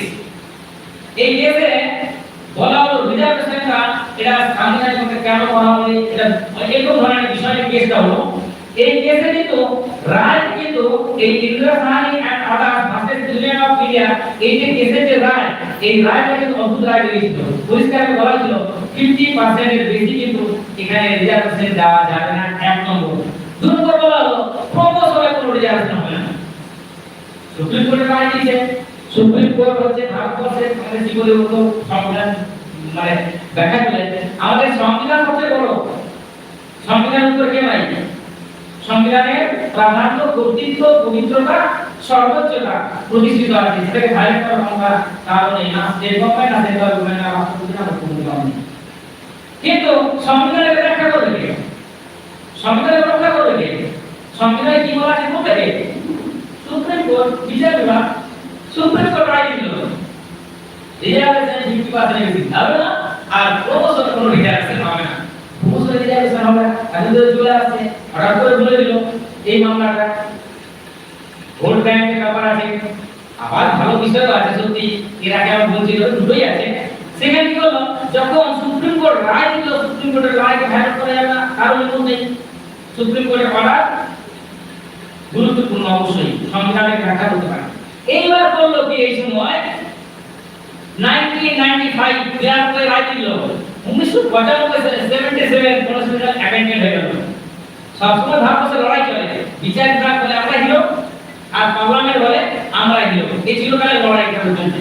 পার্লামেন্ট অ্যামেন্ডমেন্ট করেছিল, অ্যামেন্ডমেন্ট করে বলে দিল না এখানে 16(4) এ যোগ করে দিল, বলছে না শুধুমাত্র মানে নিযুক্তির ক্ষেত্রে নয়, প্রমোশনের ক্ষেত্রেও পদোন্নতির ক্ষেত্রেও রাষ্ট্র তপশিলি জাতি উপজাতি এবং এদেরকে সংরক্ষণের ব্যবস্থা গ্রহণ করতে পারে। এবং সংবিধান যেই উল্লেখিত হয়ে গেল, এবার সংবিধান লেখা আছে মানে আইনটা কিন্তু আর চলবে না, সংবিধান পড়ো এবার হয়ে গেল। এরপর কি হলো, যখন এরকম একটা নীতি চলে এলো তখন দেখা গেল প্রমোশন বিধিটাকে কার্যকরী করতে গেলে দেখা গেল কি অনেক সময় রিজার্ভেশনের সুযোগটা নিয়ে এসটি ক্যান্ডিডেট প্রমোশন পেতে একবার সাহস বুঝতে পেরেছে, আর বেচারা জেনারেল ক্যান্ডিডেট কিন্তু পিছনে রয়ে গেছে, 100 জব করেছে কিন্তু সুযোগ পেয়েছে এগিয়ে গেছে। এইটা দেখে নিয়ে তখন আরেকটা কেস হলো যেটা হচ্ছে সংবিধান বিরোধী।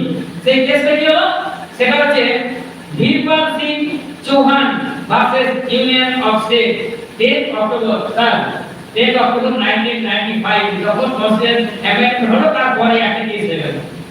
এইখানে বললো কি, এখানে বিচারপতি রায় দিল এখানে ক্যাচ আপ সিস্টেম চলবে। ক্যাচ আপ হচ্ছে কেসে তুলে ধরা।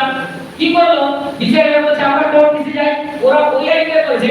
তখন বললো কি যে যদি কোনো কারণে দেখা যায় যে জেনারেল ক্যান্ডিডেট যে কিনা সমসাময়িক জয়েন করেছে অথচ অনেক পিছিয়ে পড়ছে, মনে করুন এখানে উদাহরণ ছিল অনেক উদাহরণ ছিল, তো সেক্ষেত্রে কি হবে ক্যাচ আপ সিস্টেম হবে।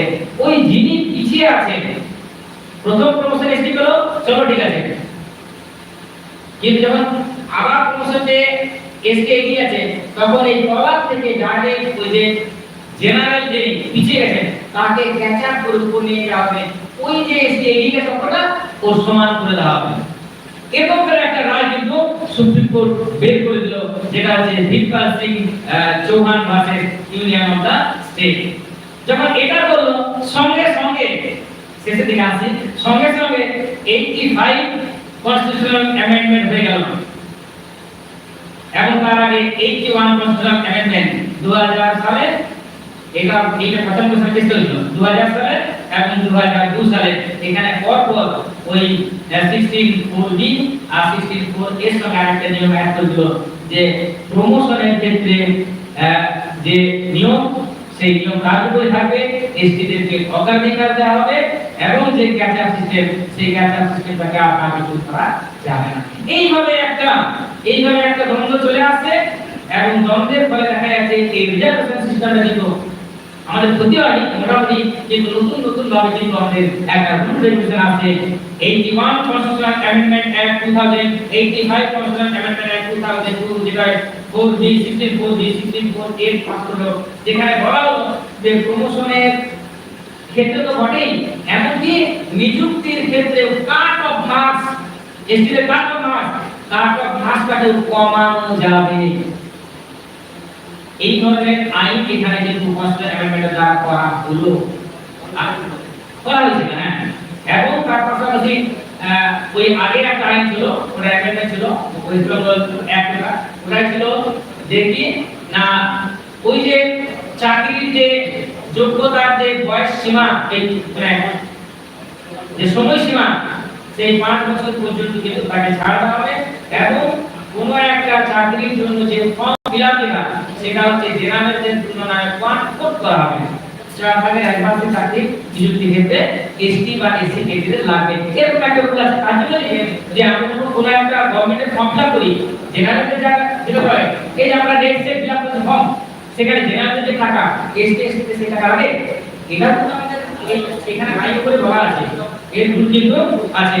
শেষ জায়গাটা শেষে চলে আসবো 2006 সাল, সিলেক্টেড সবার 2006 সাল, এখানে একটা জাজমেন্ট এলো ইন্টারেস্টিং, খুবই ভালো লাগবে। এখানে 2006 সালে একটা জাজমেন্ট এলো, সেটা হচ্ছে M Nagaraj versus union of India 2006 সাল। দারুণ কেস, এই কেসে যখন দেখছে সুপ্রিম কোর্ট বারবার কনস্টিটিউশনাল অ্যামেন্ডমেন্ট করে ট্রাইবেলের জন্য এসসিদের জন্য বিভিন্ন ফ্যাসিলিটি দিচ্ছে, তাদের আপলিমেন্টের ব্যবস্থা করছে, কিছু লোকের তো গাফলতা হবেই, তারা তো চাইবেই, কারণ বুঝতেই পারছেন ব্যাপারটা। তো এই সময় এই যে জাজমেন্টটা দেওয়া হলো এর নাগাজে কেসে, এখানে পরিষ্কারভাবে কিন্তু তিনটে কন্ডিশনকে অ্যাপ্লাই করা হলো, যে এই তিনটে কন্ডিশন এটা ছাড়া কিন্তু রিক্রুটমেন্ট এবং প্রমোশনের ক্ষেত্রে কিন্তু কাজ করতে হবে না। সেটা কি? the state must show the backwardness of the class, যে শ্রেণীর জন্য দেওয়া হবে তারা সত্যি পিছিয়ে রয়েছে, তো তাদের তথ্য সংগ্রহ কিন্তু প্রমাণ সাথে কিন্তু সেটাকে জানাতে হবে, তবেই অ্যাপয়েন্টিং অথরিটি কিন্তু সেখানে তাদের প্রমোশনের ক্ষেত্রে কিন্তু তাদের ব্যবস্থা করতে পারে না, প্রমোশন কিন্তু হবে না। 2 নম্বর যে it must show that the class is inadequately represented in the position or service for which reservation is promotion will be granted, যে পদটা তাকে নিয়ে যাচ্ছে প্রমোশন করে সেই পদে সত্যি দেখা যাচ্ছে এসটি ক্যান্ডিডেট নাই, কোন পদ নাই, এসটি একজন নাই, তবেই কিন্তু যদি দেখা যাবে প্রপার রিপ্রেজেন্টেটিভ তাদের নেই, তবেই কিন্তু সেটা করা যাবে। আর লাস্ট দিন হচ্ছে it must show that the reservations are in the interest of administrative efficiency, article 335 ওখানে বলা আছে যে অ্যাডমিনিস্ট্রেটিভ এফিসিয়েন্সি, একজন যোগ্য ব্যক্তি না হয় তাকে কেন প্রমোশন দেওয়া হবে? এখানে কিন্তু এই অর্ডারটা বলতো এন মনিপাল যে এই তিনটে কন্ডিশন ফুলফিল হবে তবে তুই প্রমোশন পাবি হায়ার পোস্টে, নালে পাবে না।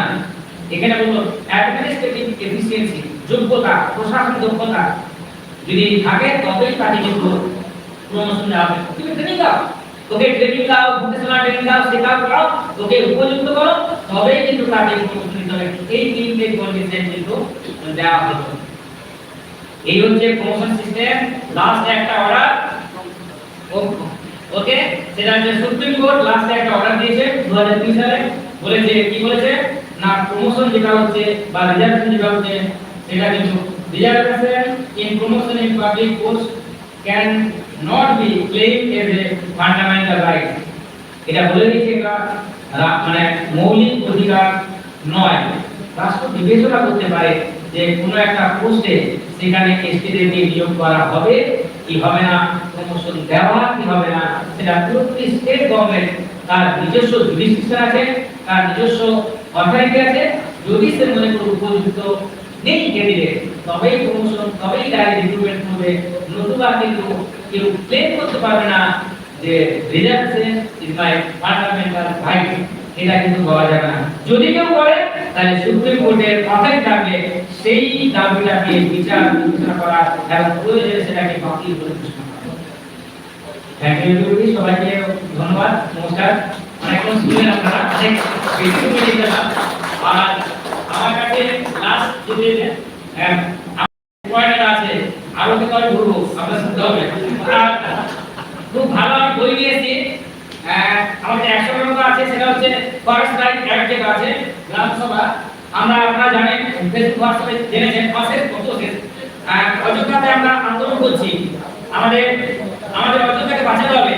সেখানে আমরা আদিবাসী বাঁচাও, প্রকৃতি বাঁচাও মঞ্চের পক্ষ থেকে আমাদের যারা রয়েছেন সুপেন বাবু প্রচুর আন্দোলন করছে, দুলাল বাবু এরা রয়েছেন, রাজেন্দা। তা আমার কাছে 100টা বই আছে, আমি 100টা বই আপনাদের দিয়ে পাঠিয়েছেন। ওই 100টা বই আপনারা নেবেন এবং নেবেন মানে কি প্রণামী সমেত 10টি টাকা, মানে আমরা ওদেরকে দেবো, মানে ওই প্রকৃতি বাঁচা ওটা পাঠিয়েছে, ওদের হাতে টাকা আমরা ওই 10টি টাকা করে যেটা আছে বইয়ের সেটা আমরা ওদের দেবো। আমরা লড়াই করছি, কেস চলছে ওদের বিরুদ্ধে, 7 জনের কেস চলছে, দিন রাত পুলিশকে হ্যারাসমেন্ট হচ্ছে, বুঝলেন? ঠিক আছে, ধন্যবাদ সবাইকে।